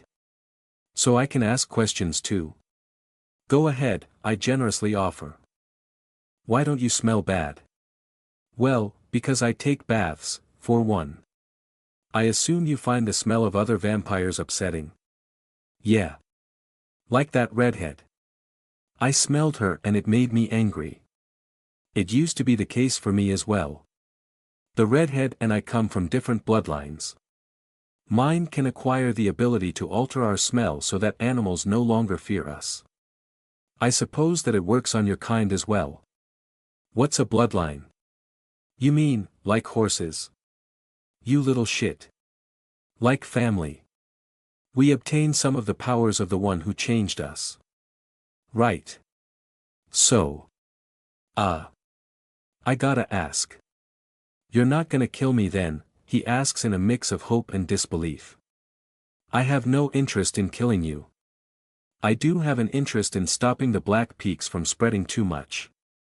If I can do it by freeing the clans, all the better. I am serious. If I manage to stop the threat by myself, even if it means staying in enclosed space with werewolves for extended periods, I would gladly do so. I will just have to acquire a perfumed handkerchief prior to the negotiations. You're serious?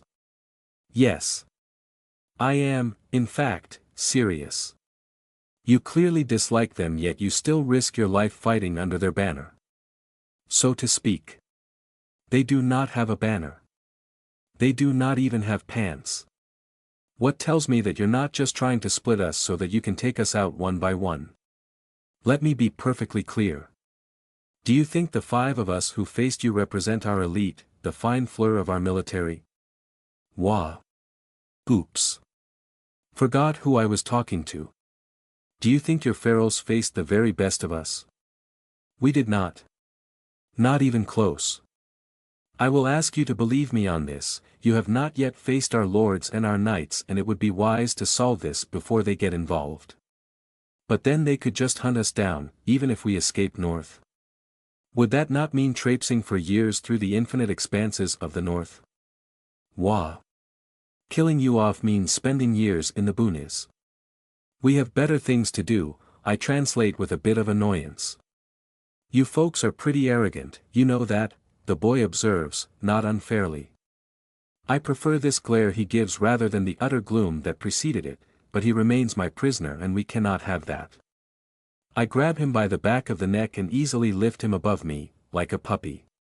He jerks in surprise and his knee bangs uselessly against my chest plate. When he stares down, I show him fangs and he stops struggling. I will admit that I find his ability to understand visual cues refreshing. Some mortals would have kept struggling and spewing nonsense about releasing them and monster, and some such drivel. We have cause to be arrogant, don't you think? I reply, still smiling. Then, I drop him without waiting for an answer and he falls heavily on the ground. Are there really more of you? The boy asks as he tiredly climbs back to his feet. Hundreds, just on this continent. He considers my words for a moment. I am not sure why, but I believe you. Are you doing something to me? Not yet, I answer somewhat truthfully. So far, I have only nudged his curiosity so that he does not fall to apathy. You could. Yes. And you haven't. I tisk, annoyed. I have no need for such artifice when I can have a normal conversation.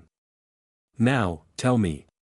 How does the Black Peak clan control the others, including all those ferals? It's probably the way you smell. Can we please focus on the problem at hand? But it's really weird. I am going to bite you, you know. Fine, fine. The boy looks to the side and focuses on his memories. I'd been with the Deep Lake pack for 2 years after that big wolf bit me. In case you don't know, werewolves can turn into a real big wolf instead of the monster thing. Depends on how you're doing when you change. Anyway, been with the pack for a while, then this big lug comes and challenges the bossmen. He swallows with difficulty. Our leader was the strongest man I'd ever seen. They fought long and hard, but eventually, the big lug won. He didn't kill the bossmen, just said that we'd have to obey them from then on. Then they broke a few legs, killed 2 men and brought us back to that huge camp of them out in the middle of nowhere. Is this it? I expected something more dramatic. And I talked too soon. Only now does the boy's eyes turn clouded. They split us, except us 5 because we were so close. Anyone who showed a smidgen of rebellion they would break until he died or turned feral. They took the women too. They made Lily turn feral. She was only 15. The weight of those memories bends the boy's back. You probably think we're weaklings, but you don't get it. You can't. We follow the strong or we're isolated, and when we get isolated, we can't control the curse anymore. And there are many of them who just joined with the Black Peaks because it's better to be on the winning side, right? And every time we started to resist, they would bring one of the scalds. Scalds? It's an old word for bard or something, except this bard just plays a big bone horn that, not sure how to describe it. He stares into the flickering light of the candle, gritting his teeth all the while. It's like all your emotions get leveled. You get that anger in your belly, right? Because they starve us and they do horrible things to us, and we want to get out and be free. And then it sort of picks up, yeah. But then the scald comes and plays, and the sound, it goes through your body and soul. Not the ear. It gets into you and then you lose the emotions. It drains you. Like you're a bottle and someone smashes the bottom. And all the juice gets out and you're just empty for a while. It's just as horrible as before, but you can't bring yourself to care. Only after finishing does he look up to me and realize that I had been listening. I can imagine his pain. I know how horrible it can be to have your mind stolen from you, I reply. I choose to omit that I have no qualms inflicting this treatment on other people, of course. You do. Yeah, maybe you do. Anyway. At some point, there is nothing left but despair. You just go through the motions or you give up and turn feral. The 5 of us, we helped each other hold on. Well, we used to. His eyes moisten and he passes a dirty hand on them to clear them. It's just me, now. There is another one who survived. A girl. She did. June lives, he replies with renewed hope, though the emotion is short-lived. It doesn't matter. Maybe it does, I reply, but first tell me about the Black Peak Pack leadership. All right. Yeah, fine. There is the big bossman. I'll have to admit he's something else. He's got black hair and beard that he keeps long, and those very pale eyes that stare into your soul. And he's smart and cunning and whatnot. You can't but help being impressed, you know. Like he's around and you don't mind that he's a boss for a while. Goes by the name of Fenris, but it's all bull. That's not his real name. A pretentious man. I see. Who else? There's Maul, the one who beat my previous boss. Dumb as a rock but so strong. He's big too. Biggest man I ever seen. Maybe twice as tall as me. Are you serious? Yeah, it's uncanny. Anyway, Maul keeps people in line and he follows Fenris blindly. They say that Fenris defeated him in battle, but I've never seen Fenris fight. I believe it though. Oh, and there's Rolf. He's the head skald. Some say he was the first one. Alright, that's interesting. Tell me more about the skalds. Alright, so we stay in packs because it sort of made the curse smoother. I think it splits the curse over everyone like maple syrup on a pancake, yeah. Soaks it right in so that we can keep it under control. What is it with everyone and maple syrup? But scalds are different. They can force the same thing to happen, only more and with more folks, and when they ring their horns they can sort of push us in a direction. The ferals too. How are scalds made? It's weird. You sound the horn and you are supposed to push into it or something. I never managed when they tested me. Those few who succeed become scalds. They get a lot of power. And women. They get to choose who, well, you can guess. You mentioned that before. Are your girls used as bargaining chips? It's just that we have those instincts, right? And, well, the pleasures of the flesh, that's one of them. But there are not many girls around, only 1 in 4 of us, tops. Mostly they do not make it through the first transformation. He looks stricken again. Keeping him focused on his tale is becoming harder, quite possibly due to the sheer amount of traumatic memories. I decide to give him some time to recover as I am starting to see how Fenris managed to unite the packs. The key is the use of bone horns. Those are very likely artifacts of blood and death magic, or something related more directly to the nature of the curse. To learn more, I will need to acquire one. Scalds are probably werewolves who had the potential to become spellcasters before they were transformed and can thus operate a magical item. I wonder if they can still be mages. Then something occurs to me. Where are the children then? A mistake.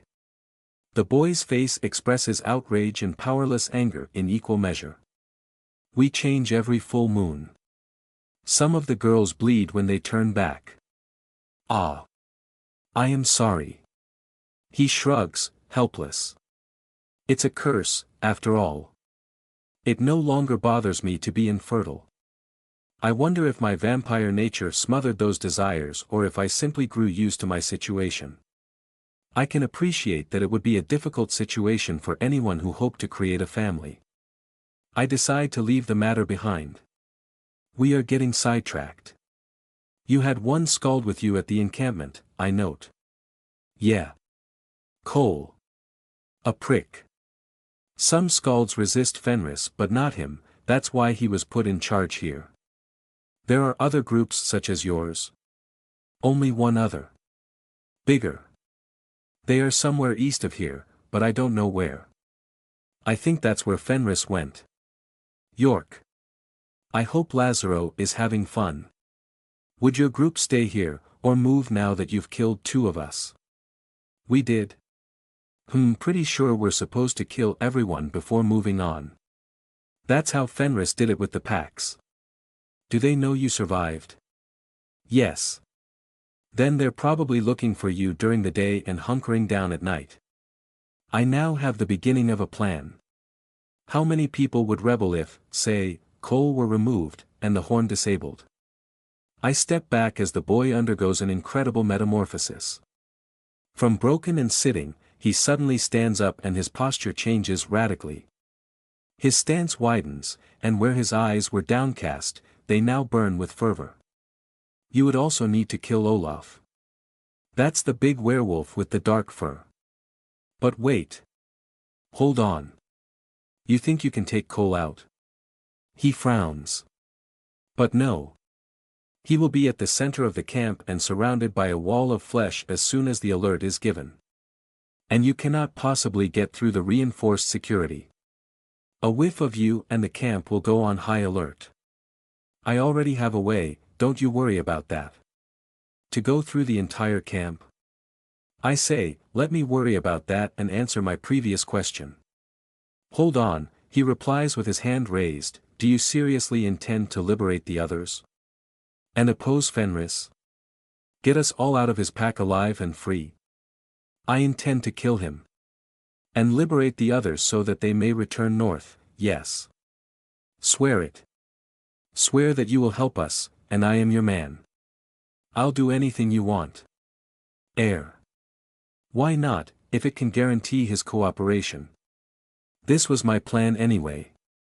I swear to do my best to free the werewolves in the camp from the clutches of the Black Peak Pack, and should they help me thereafter, to do my best so that they may return to their home, wherever that may be. The boy suddenly stands up like a valorous hero at the prow of a ship, aiming his sword at the horizon. I try to ignore the fact that his underwear slipped to reveal half of his butt. Then I, Geoffrey of the Deep Lake Pack, swear my allegiance to you. What's your name, fair lady? Marianne. Then Ariane, come on and let's leave this dump, we have a revolution to plan. Hell yeah. I mutter language after the man's escaping posterior and walk to Melusine as Geoffrey shakes hands with a flabbergasted guard, informing them of what a good team they will make. Nicely done, Melusine comments with a sarcastic grin, though you are lucky that I ordered your men not to shoot at the gesticulating madman. We were just having a conversation, I reply, feeling that the situation escaped me somewhat. And now you have a brand new minion and it took you, what, 10 minutes? You worked with his kind before, is this normal?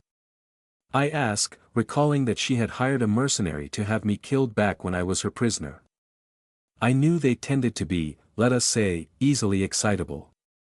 I always assumed that they only answered to negative emotions. Perhaps being part of a pack grounds them a bit? Yes, well, I still need to know more. Hey, Geoffrey. Yes, Ariane. Come with me to the command tent. And please grab a pair of pants while you are at it. Melusine and I silently jump from ledge to ledge, digging claws in the occasional crevice to push ourselves up. The treacherous ice would be the end of any casual climber, but for us, even the most slippery of footings is barely more than an inconvenience. We scale the cliff with unmatched speed in only a few minutes until the sheer wall turns to a slope and, finally, to a large slab of stone which we share with a lone scraggly tree. Below us, the werewolf camp lies in its sheltered recess, and I noticed that its denizens made a clear attempt at turning the place impregnable. A double ring of lit fires circles the entire perimeter with a warm halo of reddish light, flickering under the wind. No spot of darkness was left untouched, and patrols of unchanged men and women in groups of half a dozen watch intently into the darkness. In the middle of the camp, the massive black werewolf stands in front of his command tent while the scald, Cole, sits next to the caged ferals with a small retinue of bodyguards. I notice with some satisfaction that the herd has been slightly thinned. It confirms my suspicion and Geoffrey's words that they use ferals as frontliners to soak up casualties since they cannot be used for anything else. There should still be over 180 werewolves down there, but the 30 or so we killed yesterday did make a dent. This is somewhat comforting. Amusingly, I realize that werewolves make poor sentinels as the reason why they are clumped in large groups quickly becomes apparent. At any given time, at least half of their numbers will look in any direction but the one which they should. Finally, and more importantly, my observations are confirmed, predators never look up. I do not know whether it stems from overconfidence, carelessness, or simply out of a lack of meaningful tree-dwelling dangers on Earth. In any case, our foes clearly expect us to come from any direction but the high mound to their north. I hope this works, my ally mutters as she gingerly lifts the wolf slayer. I repurposed the tool with the help of Frost and his cadre for a very specific task and the trials were conclusive. It just feels strange to watch my precious creation in the hands of that woman. It will work.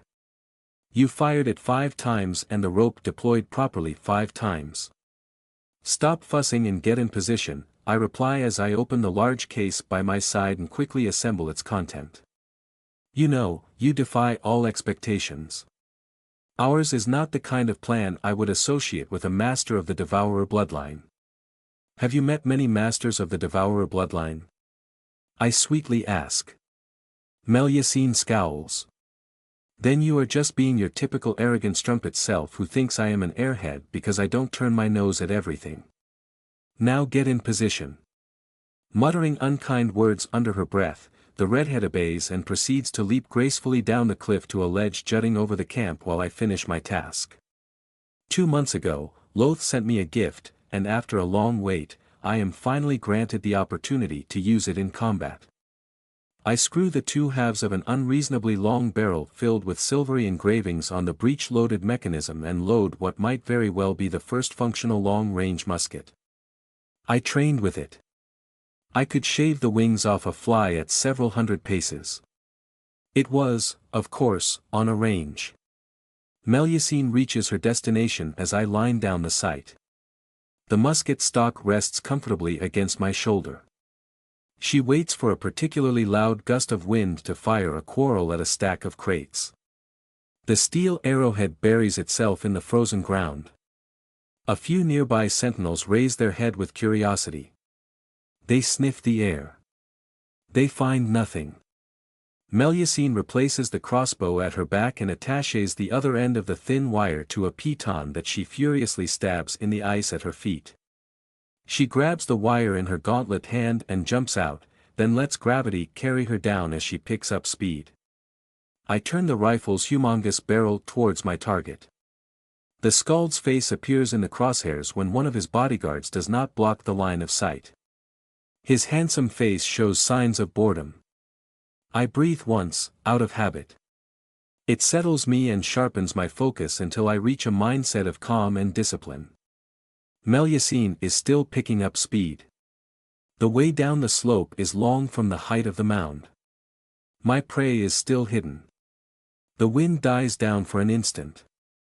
He turns his head. There is a furry arm in the way. He looks up. He frowns.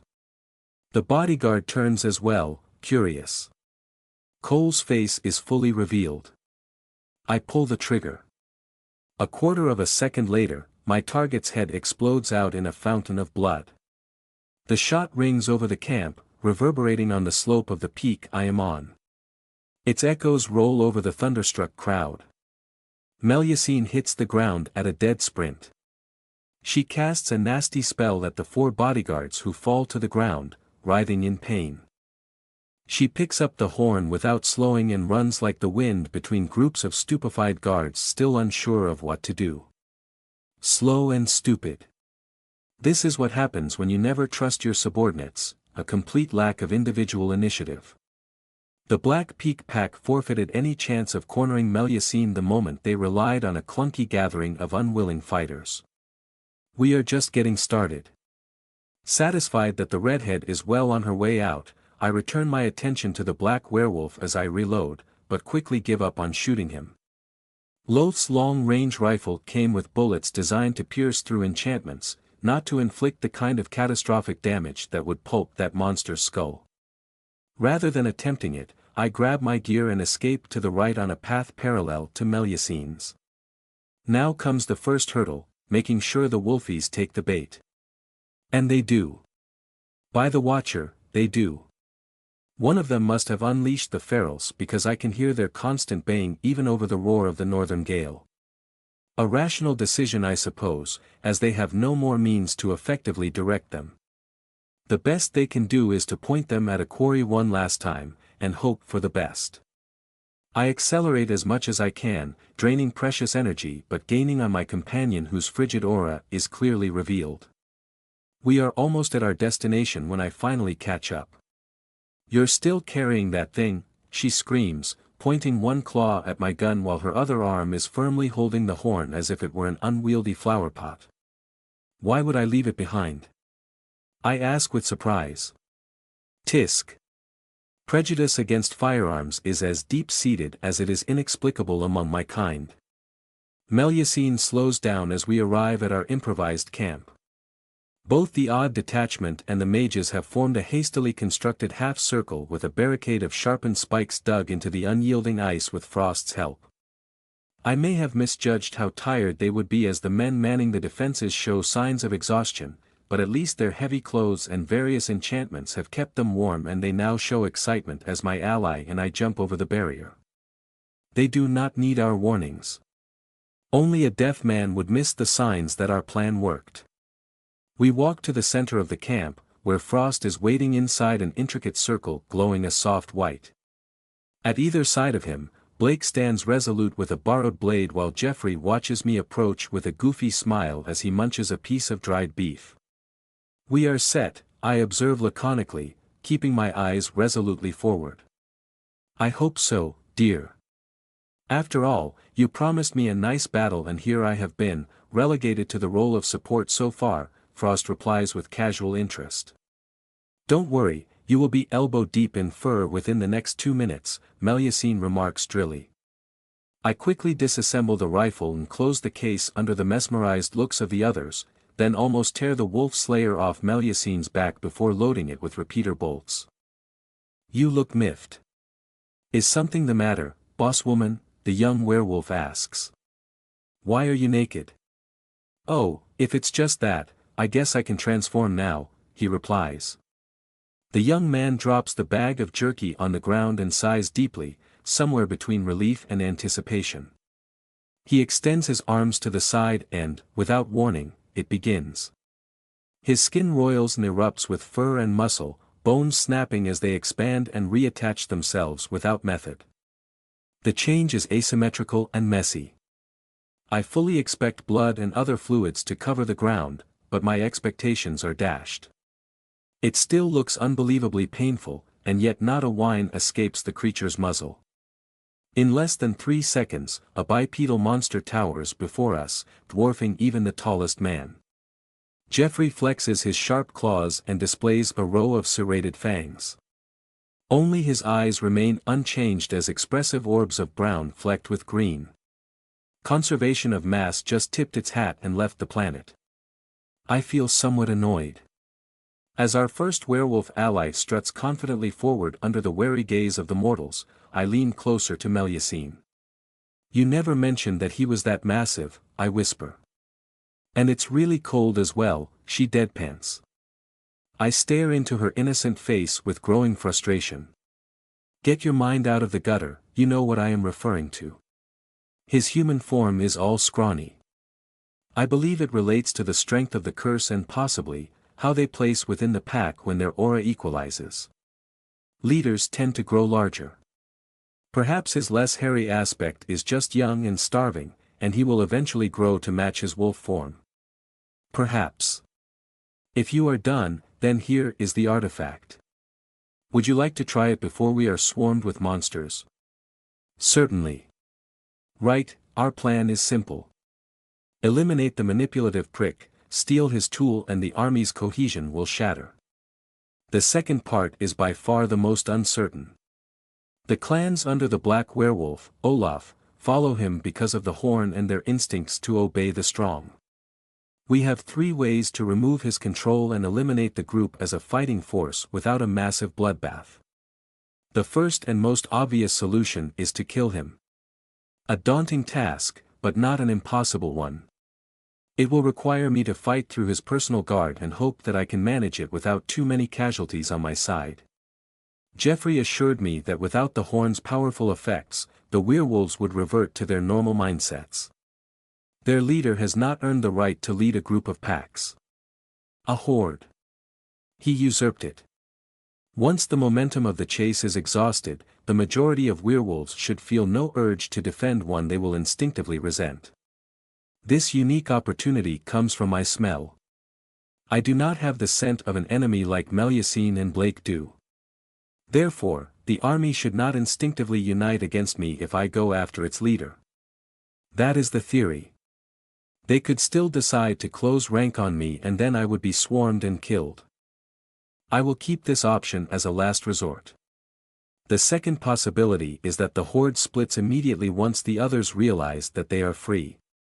I consider this to be wishful thinking. I personally believe that it will take more than the 5 minutes we gave them for the flames of liberties to burn in their hearts.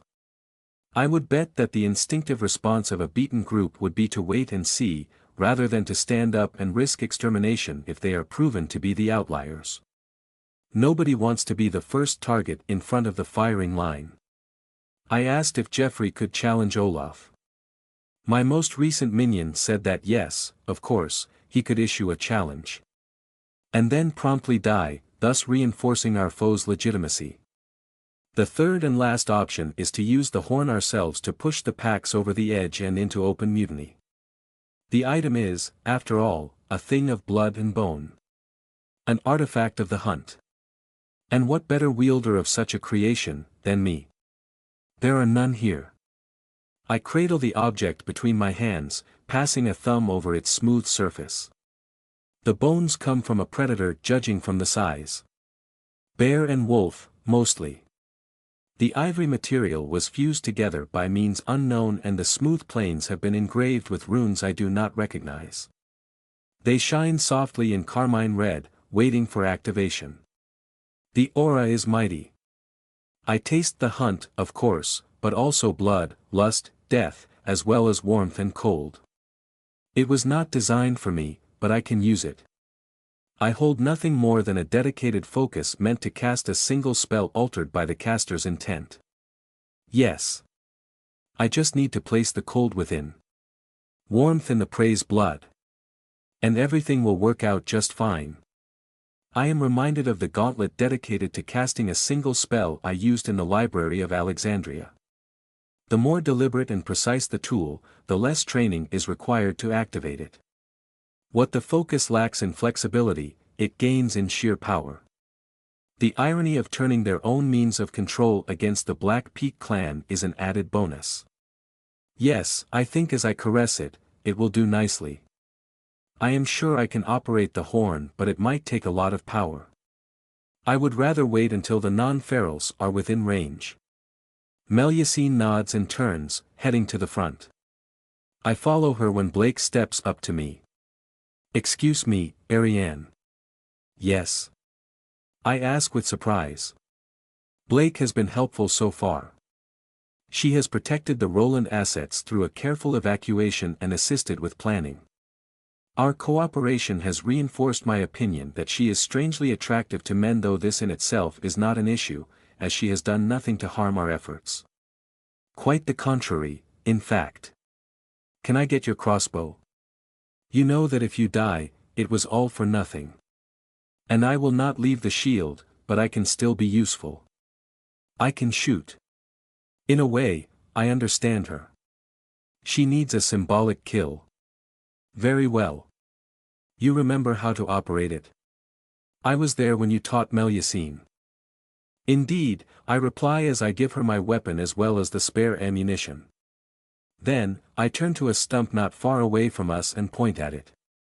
Aim at. The upper part of the stump explodes in a shower of splinters. As I was about to say, I drilly comment to the embarrassed courtier, watch out for the sensitive trigger and aim a bit low. Sorry. There will be plenty of targets. Make sure you do not shoot our allies. She nods and I continue on my way until I stand at the edge of the barricade. The troops are arrayed in 3 circles covered by shields, with the largest one in the center and occupied by frost. The packs may be freed, but the ferals could just disperse and become a significant danger for the population and for Blake, whose duty it is to cull them. We need to take down as many as we can before they split up. Only a minute has passed since our arrival and already, the horde is coming. In front of us, the aura of a multitude of supernatural creatures blows like a strange wind, bringing with it a jumble of emotions. While still impressive, it lacks the terrifying pressure of yesterday's assault. The sense of unity is gone. Behind us, another aura grows. Once, I stepped into a cavern while a blizzard was raging outside.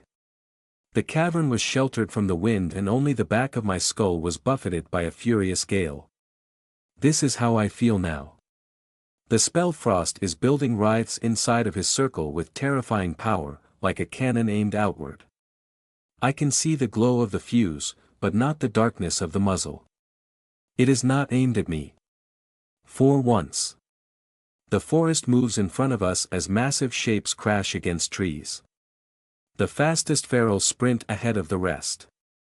I remove a pistol, aim, and fire, catching a front-runner in the eye. All around us, the soldiers fire as soon as they have a shot. There is no point in massed volleys here. We are just trying not to get overwhelmed. Many of the bullets find a target and slow down the onslaught. Spells and the occasional bolt bring down attackers as fast as they appear until a large group bursts out in front of us. Fireball. Melusine screams, and a small explosion lands in their midst. Around me, soldiers switch from their empty muskets to grenades and lob them in front of us. The multiple explosions catch more ferals, killing some of them. Then the first foe jumps over the barricade into my waiting arms. Finally. I have been so very thirsty. Grab claw. Grab muzzle. Subjugate. Expose. Bite. Delicious. I devour the creature in a second and send its corpse flying back over the barricade. I made a bit of a mess this time, I realize. Ichem. That was completely on purpose for the sake of intimidation. Are you going to be less catty now that you have had your fill? A voice asks. Phil. I am just getting started. The three shields manifest themselves as the first creatures slam into them, pushed back by silver bullets and bayonets. No one remains outside, except for me. Stab. Maim. Claw. They come one after the other just to die, unable to go beyond their bloodlust. I drag one more to devour it after killing its two neighbors. The transparent energy shields waver. Ariane. I roll inside a circle as more and more bodies press against the overtaxed defenses. Werewolf. Hold on, that one is mine. No killing. Stinks. No. Mine. No killing. To my side, Frost sighs deeply and stretches his arms to his side. All three shields flash a deep blue and the ferals recoil in pain. Incredible power saturates the inner part of the circle I stand in. The raw strength of the ritual electrifies my skin and burns my lungs. Slowly, Frost rises in the air, momentarily free of the bonds of this world. A beatific smile spreads on the old man's face and his skin lights from within as it loses its wrinkly appearance. His hair and beard turn to silk, radiating the white of the dawn of a winter sun, and when he opens his eyes, they shine in the darkness of the night like two faraway stars. He speaks and his voice is a murmur that smothers all other sounds. From the wolves to us to the trees and the very wind, the entirety of creation falls silent. Cover, cover, the world over. Extinguish now their every light. Hear thee my plea, heart of winter. And share with them your endless night. Polaris. Light dims. The moon disappears behind some conjured darkness, but I care not because Frost is all I can see and he is beautiful. From his extended hands, water streams and expands until it covers the spheres in a veil the color of sapphire. The liquid shudders to reflect its master's eagerness as droplets stream up to the skies in defiance of the laws of nature. In less than a second, the watery blanket has reached an appreciable thickness. So thick it is, that the outside appears to us as if it had sunk to the depths of the ocean. Frost's preparations are complete and I feel the pendulum of fate at the end of its swing. The tension has reached its paroxysm and now, the steel ball is on its way back. Frost throws both hands in a clawing gesture. The blue surface explodes outwards in a silent boom and the tinkling sound of shattered crystal. The wave expands, as unstoppable as the tide, until it disappears from my senses. The shields lower and light returns. I shiver with pleasure at the magnificent sight before us. We stand in a garden of statues. Ferals in all poses lay about, frozen for all of eternity, this one chasing, that one lunging, captured in the moment. I feast my eyes on this incredible sight and the beauty of their deep blue prisons. Translucent spikes of crystalline solids jut from their unmoving forms, giving the statues the appearance of some icy creatures trapped in strange amber. The spectacle is so very alien that none dare speak first among our ranks. We just stand there, facing a taste of the world at the end of times.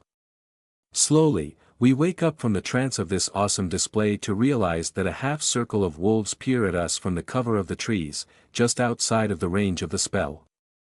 They were waiting for the ferals to finish the job. The fact that they still haven't moved is quite telling. In the middle of the assembly, the black-furred leader stands tall in an amusing attempt to look larger. I turn back to Frost and realize that his smile matches my own. He is so very attractive. And fascinating. This carnage. This conquest.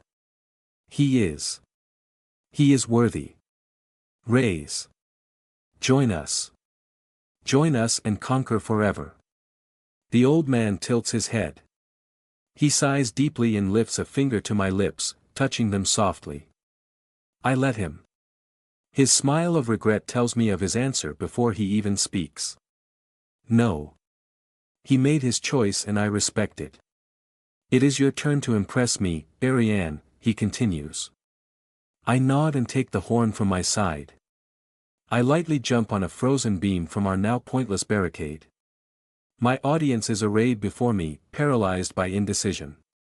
I, too, would hesitate to strike after such a show of power. Let me spur them into action. I bring the horn to my mouth and take a deep breath.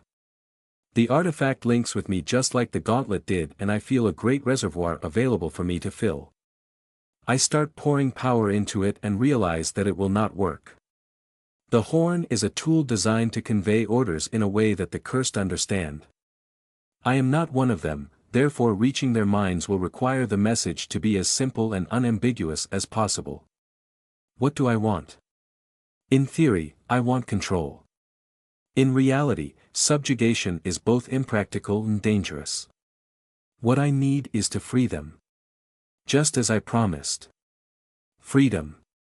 I search my memories for the feeling and find many instances of running through the woods or riding Métis, where I felt truly free.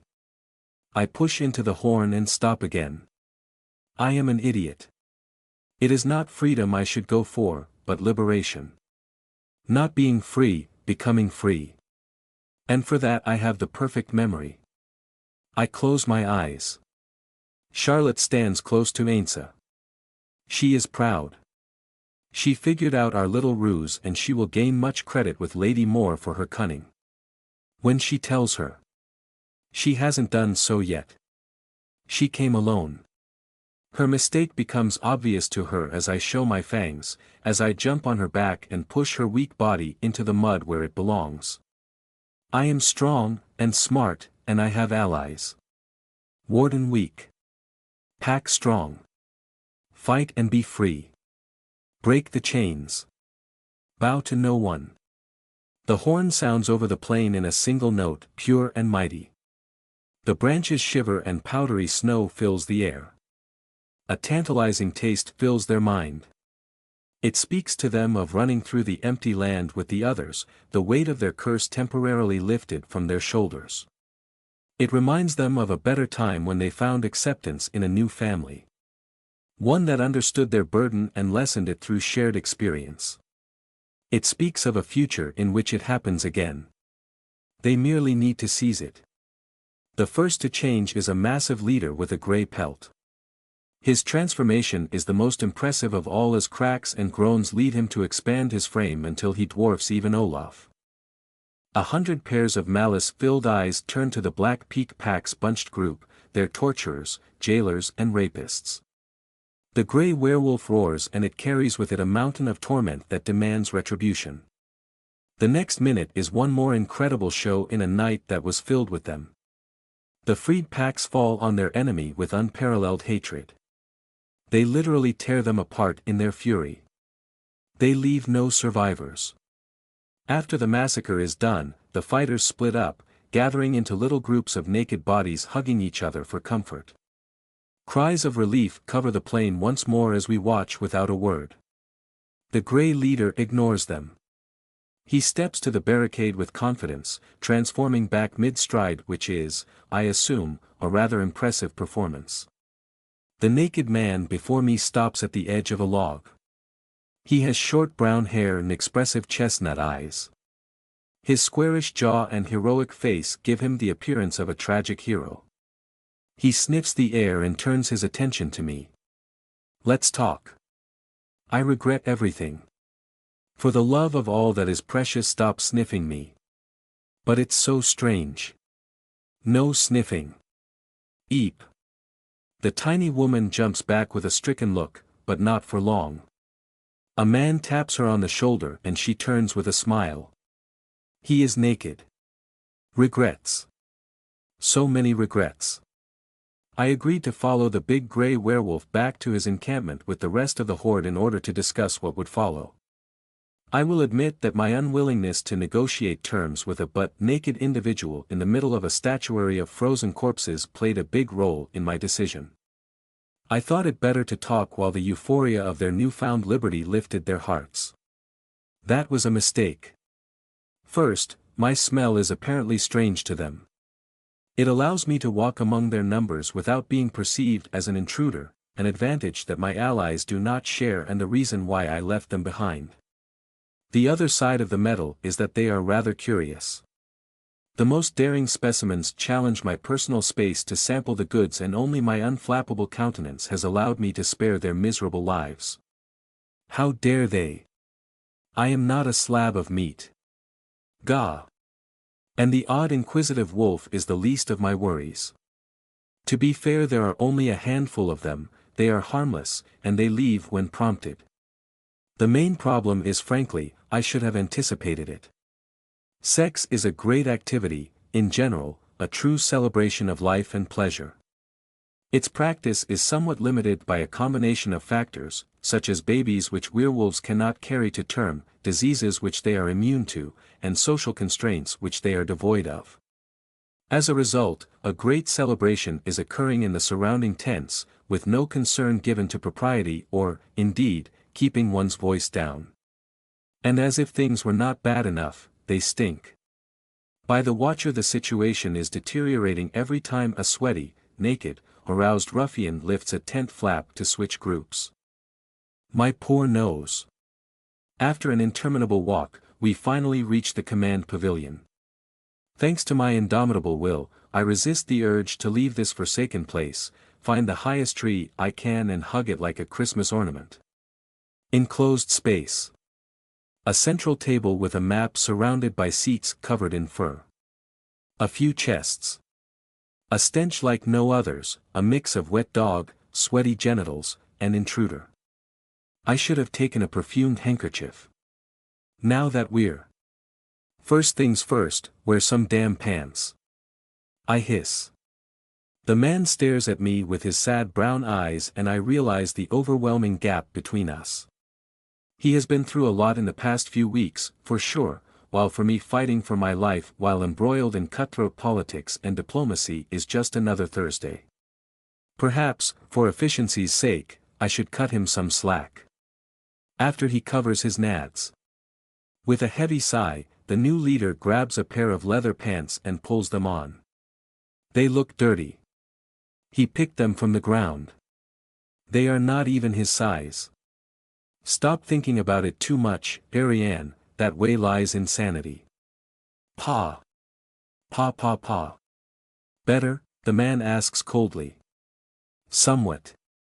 You wanted to talk, so talk, I declare.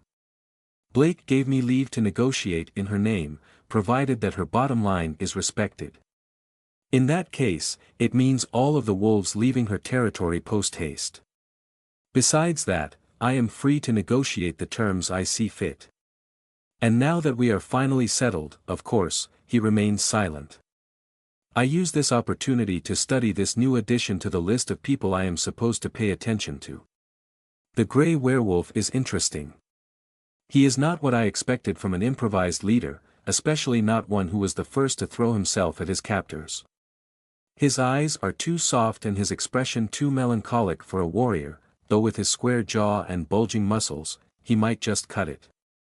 Seriously, I could hammer a steel ingot on those abdominals. And yet, he looks more like the doomed prince of a dying duchy, staring at the ocean from the battlements of his crumbling fortress with only an old butler and a few dogs for company. I should probably slow down on reading Jimenez novels. I fear that they might be affecting my judgment. As I was inspecting him, my interlocutor had been dreamily staring into the distance. His musings are interrupted by someone tossing the tent's flap aside to get in. I turn around to see a naked woman, flushed with lust and ambition. Our eyes meet and she bares her teeth. I deploy my aura, crushing her under its murderous pressure. Don't try me, I state.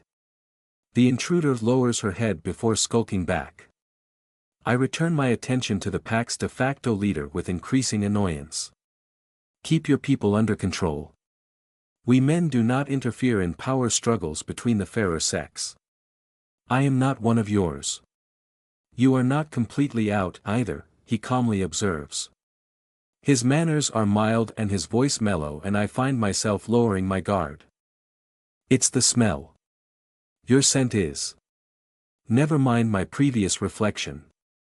If you tell me I smell weird one more time. My apologies. We obviously started on the wrong footing. Understatement of the century. And I propose that we begin anew. My name is Augustus Jennings of the now defunct Deepwood Pack. Whom do I have the honor of addressing? Ariane of the Eerie. Augustus waits some more as if expecting me to go off with High Queen of Northumbria, the unwashed, medical doctor, and so on.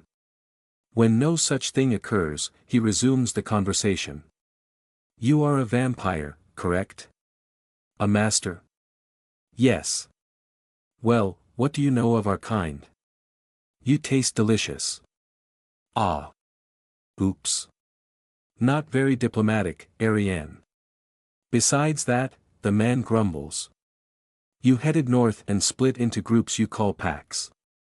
Being in one balances the curse, somehow. All was well until a man calling himself Fenris and leading a band called the Black Peak Pack started to subjugate everyone. Now you are more or less united under him, due to a mix of fear and the power of the Skalds. Fenris decided to expand south and here we are. Brief, if not entirely inaccurate. You are still missing an important part of the puzzle. Augustus looks into the horizon, broody and dreamy. I roll my eyes. Why does he have to be so dramatic? What we know, we gathered from fragments of journals and ancient parchment yellowed by age over the centuries, a thankless task to find the source of the curse and the cause of our torment. I don't kawar.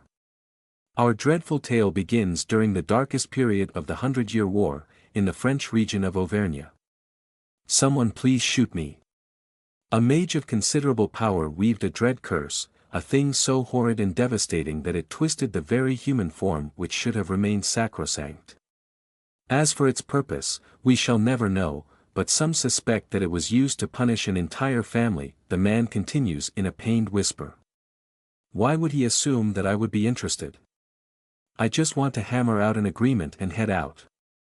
If only I could just bite him and be done, but a meek leader of werewolves is of no use.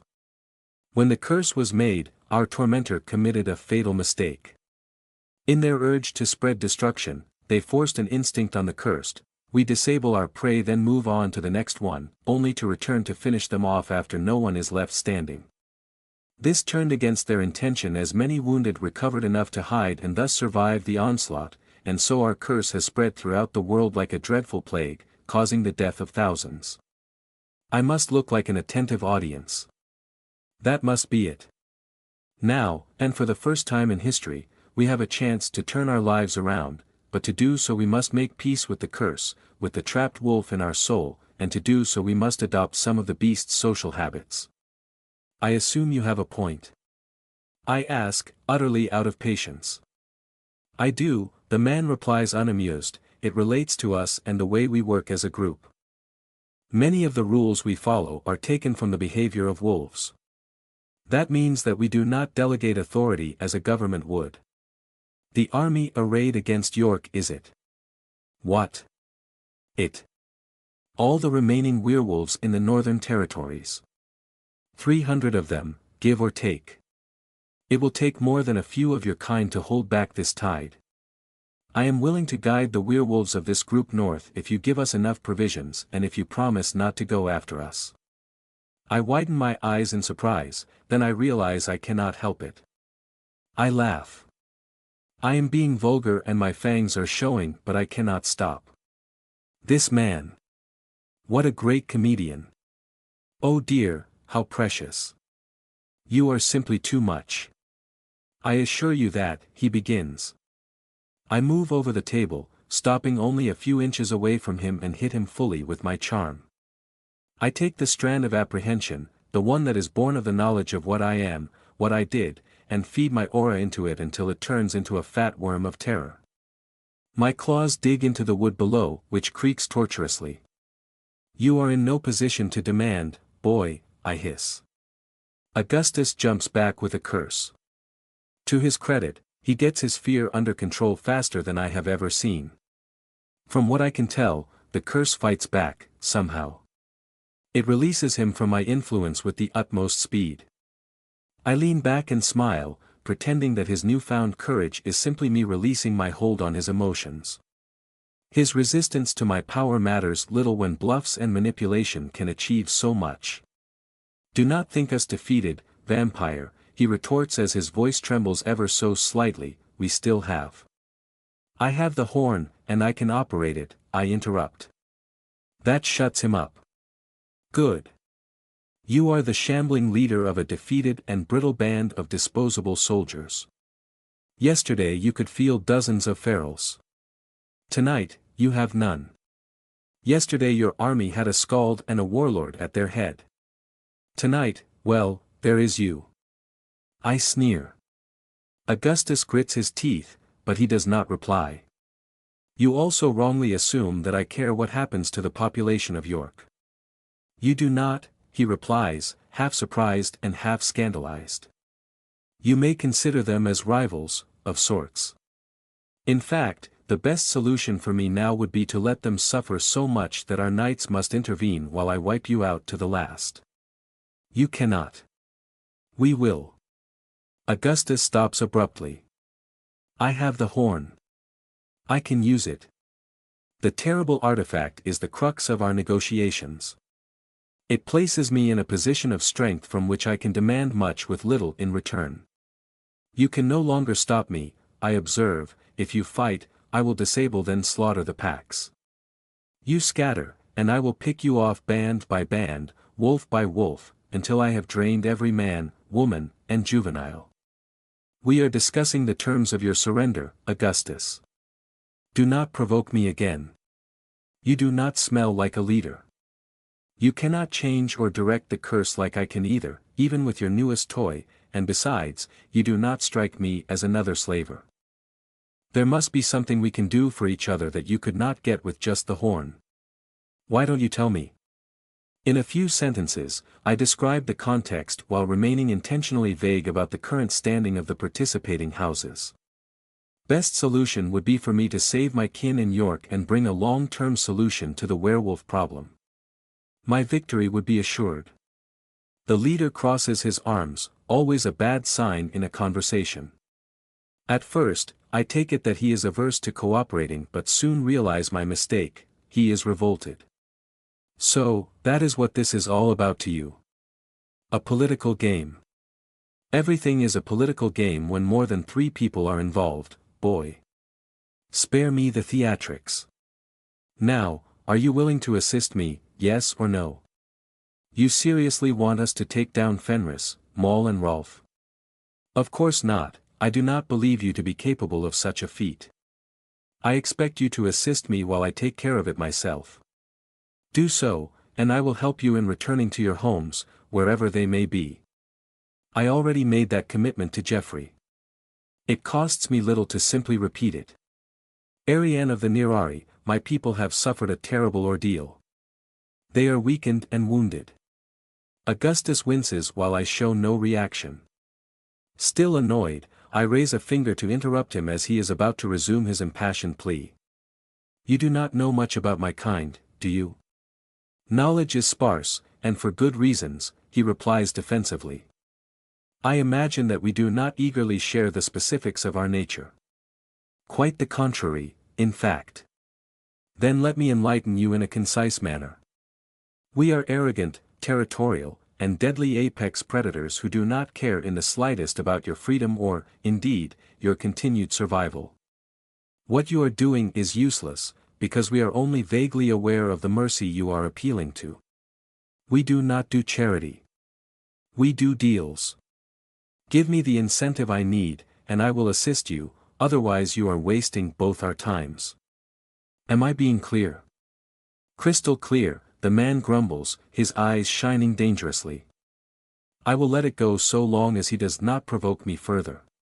It changes little, he continues, we cannot stand against Fenris and his groups. They are 3 times our numbers. Attacking them is suicide. We do not have to defeat the army in battle, we just need a path to those 3, I reply. Augustus shakes his head, then returns his attention to me. I need to think of a plan, Ariane of the Nerari. Would you consent to reconvening tomorrow evening? And giving him the time to recover or even split up the packs? Not a chance in hell. If I leave this tent without a formal pact between us, I am coming back with the horn and my silver spear. None of you will see the dawn. Augustus growls. His eyes shine in the light of the tent's single lantern as his teeth sharpen. I hiss back with fangs displayed. With what appears to be a supreme effort at self-control, he leans back into his throne. Good puppy. Has anyone ever told you that you are difficult to deal with? No one who mattered, I sweetly reply. Silence. Augustus twines his fingers and closes his eyes. They flutter against their lids as their owner desperately looks for a way out, while outside, the sounds of revel continue unabated. The werewolves celebrate their newfound freedom with unbridled enthusiasm, unaware of its fragility. Behind the scene, a lone man has shouldered the burden of responsibility. He must complete a deal or the cries of ecstasy will soon turn to screams of horror, and then, silence. In a way, I appreciate his self-control and dedication. I could almost respect him if he did not stink so much. And if he wore pants without being prompted. And if he were not so dramatically broody. Ah well. How well can you use the horn, he suddenly asks. I can convey emotions through it, I reply with a shrug. The horn is a makeshift blood magic focus, not exactly the most elaborate tool. What did it feel like, when you heard my call? I ask, suddenly curious. His eyes glaze over as he reminisces. His voice grows distant. Like I was almost there, almost free. I could feel it. I was so close. I only needed to reach out and kill that last person in the way. He turns his eyes to me, gauging. Your emotions are more abstract than ours when we are changed. Freedom remains a human concept, after all, and our equivalent would be the ability to move freely. That is not the same thing. The horn still called us, but it did so from above instead of from within, if that makes sense. I understand that even our instincts do not operate on the same level. If you can truly reproduce this effect, then we may have a chance to both complete your main objective and avoid a wholesale slaughter. Do tell, I answer as I lean over the table. The horn's call goes beyond the mere physical. You must have felt it too. As if reality itself echoed the sound. Precisely. A call occupies space like sound normally cannot. When a skald uses the horn, there will be a delay before another can impart the world with another meaning. Blowing the horn also exhausts the skalds quickly. I believe that if we time it right, we may be able to use it to our advantage. What did you have in mind? If we manage to approach Fenris camp undetected and blow the horn first, we will have a few minutes of initiative before they can bring their own skalds and numbers to bear. Within that time, we must break our way through their ranks until we reach Fenris. There, I will issue a formal challenge. A challenge? Yes. I will fight him for dominance. Hold on, I interrupt, if it were that easy, why did you not do it before? Were you not paying attention? He snarls, the skalds stole everything from us, including our drive to be free. I did not challenge him because they robbed me of the will to do so. I frown, keenly aware of the many holes in that plan. How confident are you that you can take him on? If I commit to it, I will kill him. Don't ask me how, he replies with a confidence that I am tempted to call undue. It does seem simple. Carve a path through an unsuspecting foe until we reach their leaders, then let the big wolf sort his differences. I see 3 loss conditions. If we are detected, the breakthrough will fail, and our troops will break against superior numbers. If we manage to charge but not to pierce, then the same thing will happen.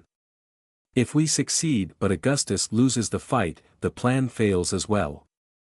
In all 3 cases, the enemy army takes over the defeated pack, and even if I survive, then a loss will deal a fatal blow to my chances at winning the contest. On the other hand, Fenris is in York. If the Cotties manage to eliminate him, they will have solved the werewolf problem for the time being, and won the contest. I still cannot think of a better plan, and time is not on my side. I simply need to make this one workable. Vampires can eliminate the scouts ahead of the army while Frost covers our approach. My allies would be in front while I stay with the werewolves. It could work. For the breakthrough, I would simply need to convey the right feelings and stay at the tip of the formation. As for the duel, I need to know more before I commit. Fortunately, Jeffrey should be an excellent source of information considering that he never shuts up. Very well, I finally answer, we will go for your plan, and if it succeeds, I will take the survivors under my protection and allow them to return to their lands, even if it puts me at odds with other vampires. I am confident that Constantine would approve of any problem solving that does not involve a bloodbath. As for what the Cotties may think of this agreement, I do not give a damn. Please note that my protection only extends to the packs present here, not those assaulting York, I finish. Augustus considers my words for a long time. Eventually, he licks his lips and turns confrontational once more. I swear on my honor and the pack that I will abide by your terms, with 2 more conditions. You will not use my people as cannon fodder. Some will die during the fight, I observe. You know what I mean. I do. And yes, I will not send them to a pointless death. And second, no sexual abuse. I pause at the enormity of his declaration. I beg your pardon. I reply, outraged. You heard me. You will not abuse your authority to gain sexual favors from my people while we work together, he firmly replies. I what? No, I get where this is coming from, but still. Me. And seriously? Let me be perfectly clear. I would rather stab myself in the liver with a rusty iron spike and greet the sun from atop a pile of manure than lie with you, or anyone else on this encampment. I hiss, irate. What do they take me for? I have standards. And my heart is taken. Augustus turns curiously contemplative. I do not believe I have ever been that forcefully rejected. And I am delighted to be expanding your horizons. Is it a race thing? Yes. You stink. Augustus flexes his biceps and sniffs his armpit. Then, he shrugs. And I'm off. We reconvene tomorrow at dusk. Good night, sir. I say, good night. I declaim on my way out. Outside, I take a deep breath and come to the realization that, like most things, stench is relative. In the open ground, the smell of wet dog is barely tolerable. Hey boss woman, you're here. This is June, my packmate. She's a sweetheart. Say hi, June. With a perfect poker face, I push my exasperation to the back of my mind and greet my future little informer with a genial smile. I phase out his incessant drone and take a moment to inspect his companion. June is slightly taller than him with the honest face of a farm girl. She seems a bit dazed and wears an ill-fitting shirt that looks hastily put on. It reveals one of her shoulders and the lower part of her stomach. Interestingly, female werewolves appear to share similarities with their male counterparts. June is lean and muscular, but she is also lithe. Her body reminds me of Nami's, all vine-like cords hinting at the power underneath, yet still feminine and seductive. She lacks her grace and polish, however. I would still enjoy having her as a model. It is not every day that I get to paint bodies like hers. Come to think of it, I should ask Augustus too, as he is rather fetching. I shall just have to make sure it happens somewhere with a strong air current. Yeah, so are you heading back to the city? Geoffrey finally asks. Yes, would you care to join me? I have an inkling that werewolves have enhanced senses. It would be easier to interrogate my new minion away from prying ears. We would not want to be interrupted. Finally. A bed, in a real bedroom. We can have a bed, right? The boy asks, excited. Ahem. A month ago, I had dreams of becoming the Queen of North America, the head of an assembly of lords and ladies united in our desire for independence and uninterrupted dinners. Now, I am trading information on some werewolf against a room with a roof on top. How the tables have turned. Imagine that. The smeller. Heh. Boss woman. Yes, you can have a bed, Geoffrey. And even share it with your lady friend. Now come on. I declare as I take my leave, and stop sniffing me. The trip back goes smoothly. I easily step over the fresh fallen snow while they happily walk through it with unexpected grace. I had imagined that werewolves would just break their way through the thick white layer like plow horses, but I was just being unduly dismissive. They know how to move. Geoffrey is not the kind of man I need to crack open. Instead, he is so open I need to slow him down and sort through the drivel for the occasional nugget of wisdom. I need a direct approach. What can you tell me about Augustus Jennings? Augustus Jennings? The moody twin. Figures. I told June, I did. I told her he will step up to do the job if there is no one else. Didn't I, June? Ah. Ha, she grumbles. The girl seems a bit out of it. I suspect that something is wrong in her, and she does not look like she was the sharpest knife in the drawer to begin with. Anyway. Augustus. He's Thomas's twin. Did I ever tell you about Thomas Jennings? You did not. All right. When Fenris started to take over, not everyone remained passive. There was this guy, Thomas. He tried to gather packs around him. He was not as quick or efficient as Fenris, but he did start to get a following. Instead of coming and beating the crap out of the local leader, he would try to convince people and sometimes do helpful stuff like killing the weird animals himself. You know about those? Like a giant crocodile who can hide its presence. I answer, recalling the first time I met Loth. We hunted a few abnormal creatures after that, but nothing came close in terms of danger or intensity. Those hunts bring me no reward either. I cannot drink bear blood. I guess it would be a crocodile down south, huh? Never seen one. Oh, those myself. We have grizzlies, normal wolves and the odd elk. Mostly. Anyway, at some point he disappeared while escorting a caravan to some forts. The pack he was helping got immediately absorbed by the Black Peaks. My bet is that they ambushed him as he was alone and did him in. And so, the Na'vi hero falls. I am not even remotely surprised. If they assassinated Thomas, why not kill Augustus as well? Huh. But why would they? He was not the leader. Thomas was. I stare into his guileless face for any sign of humor. Alas, I find none. Are you serious? I still ask, incredulous. Yeah. That's the story anyway. They were not from my pack. Are you telling me that Fenris assassinated Thomas but left his twin alive? Would he take that risk? I'm not sure I follow. Is it a vampire thing? It's a common sense thing.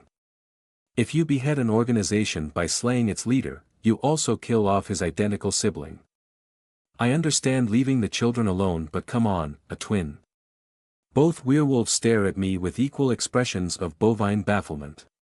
After scratching his dirty scalp for a few seconds, Geoffrey's eyes widen as he finally understands.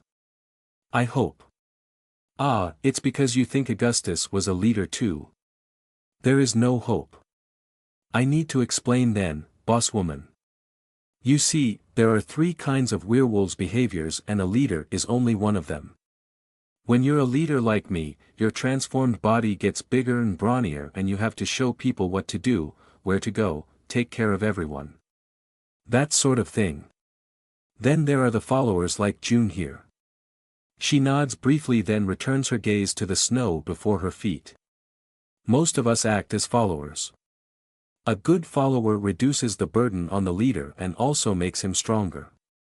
June is really good at it. June's support must contribute to his surprising mass, though I suspect that the curse also plays a role. I find myself more and more curious about them. I would never have imagined that they could develop their own culture and hierarchy. Then there are the outsiders, Jeffrey continues. They don't need to be in a pack to keep the curse under control and having them around is relaxing. How so? I'm not sure. It just feels like all the little things that usually piss you off don't matter that much anymore and you can think more clearly. So, an outsider restores their mind to a semblance of functionality. I need to get myself one of those. And soap. Come to think of it, I believe Alistair mentioned something of the sort. He was an outsider to be traveling alone. He was. Jeffrey adds, suddenly more energetic, then maybe he survived. Outsiders are the rarest of our kind. They are too valuable to kill off. Maybe he's kept somewhere. Perhaps, I reply noncommittally. Alistair was certainly the least irritating werewolf I ever dealt with. I would certainly prefer to deal with him than the others. Hold on. I was trying to get information on Augustus. Misled again. Jeffrey, Augustus seems sure that he can provoke Fenris to a duel and win. What do you think? The young werewolf stops behind me, soon imitated by June. I turn back and am forced to look up to him as we are currently walking downhill. From that angle and with his contemplative gaze, I believe that I am catching a glimpse into what kind of adult he will grow up to be. He appears more composed. Calmer, somehow. There were rumors about Thomas. They said that he was invincible in direct combat. Maybe that's why Fenris didn't challenge him like he did everyone else. But that's the thing, Augustus used to be an outsider, so I don't know if it's confidence or wishful thinking. You can change roles? I ask with surprise. Our own hierarchies are much more static. We change roles all the time, yeah, though mostly it's between leader and follower. It can even happen without a challenge. I see. And you never saw him fight? Did you not look at him during the brawl, earlier? Jeffrey asks with some surprise. I was checking our perimeter, I explain. Jeffrey looks askance, as if he had never heard the expression before. He was strong, June speaks for the first time. Her voice is raspy and a bit slow, yet it is perfectly clear too. He tore through Olaf without effort. I watched him do so. It was not pleasant. He was too cold. She shivers, and the pair remains lost in thoughts for a few moments before Jeffrey recovers his usual smile. He looked almost sad. Not very werewolfy, if you ask me. Nobody did. You have not answered my question, I observe tiredly. What question? I sigh. Do you think Augustus has a chance of winning against Fenris? A chance? Yeah. After seeing him fight, I think he has a chance against anybody. We spend the rest of the trip in silence, and soon join back with the others. Melusine and Blake both frown to see that I have 2 mutts in tow now, but they do not comment on it in front of the mortals. A brief discussion is all we need to align on what to do. Blake will stay here and manage the city, including the cleanup of the frozen corpse garden. As she requests, I agree to leave the wolf slayer with her until the current crisis is resolved. I can tell that she really likes it, and plan on offering her a custom version as long as I get the time to forge it. As for the rest of us, we will be going. Frost is satisfied with the slaughter he caused and is quite eager to see if he can add a few more notches to his already massive kill count. He and Melusine will clear our approach while I stay with the Horde and make sure that they get the boost they need at the right moment. The mortals will rest for a day, then we move. As we head back to the city, I realize that, for the first time, I will go to a conflict where both sides are my enemies and attempt to rescue all of them. Truly we live in interesting times.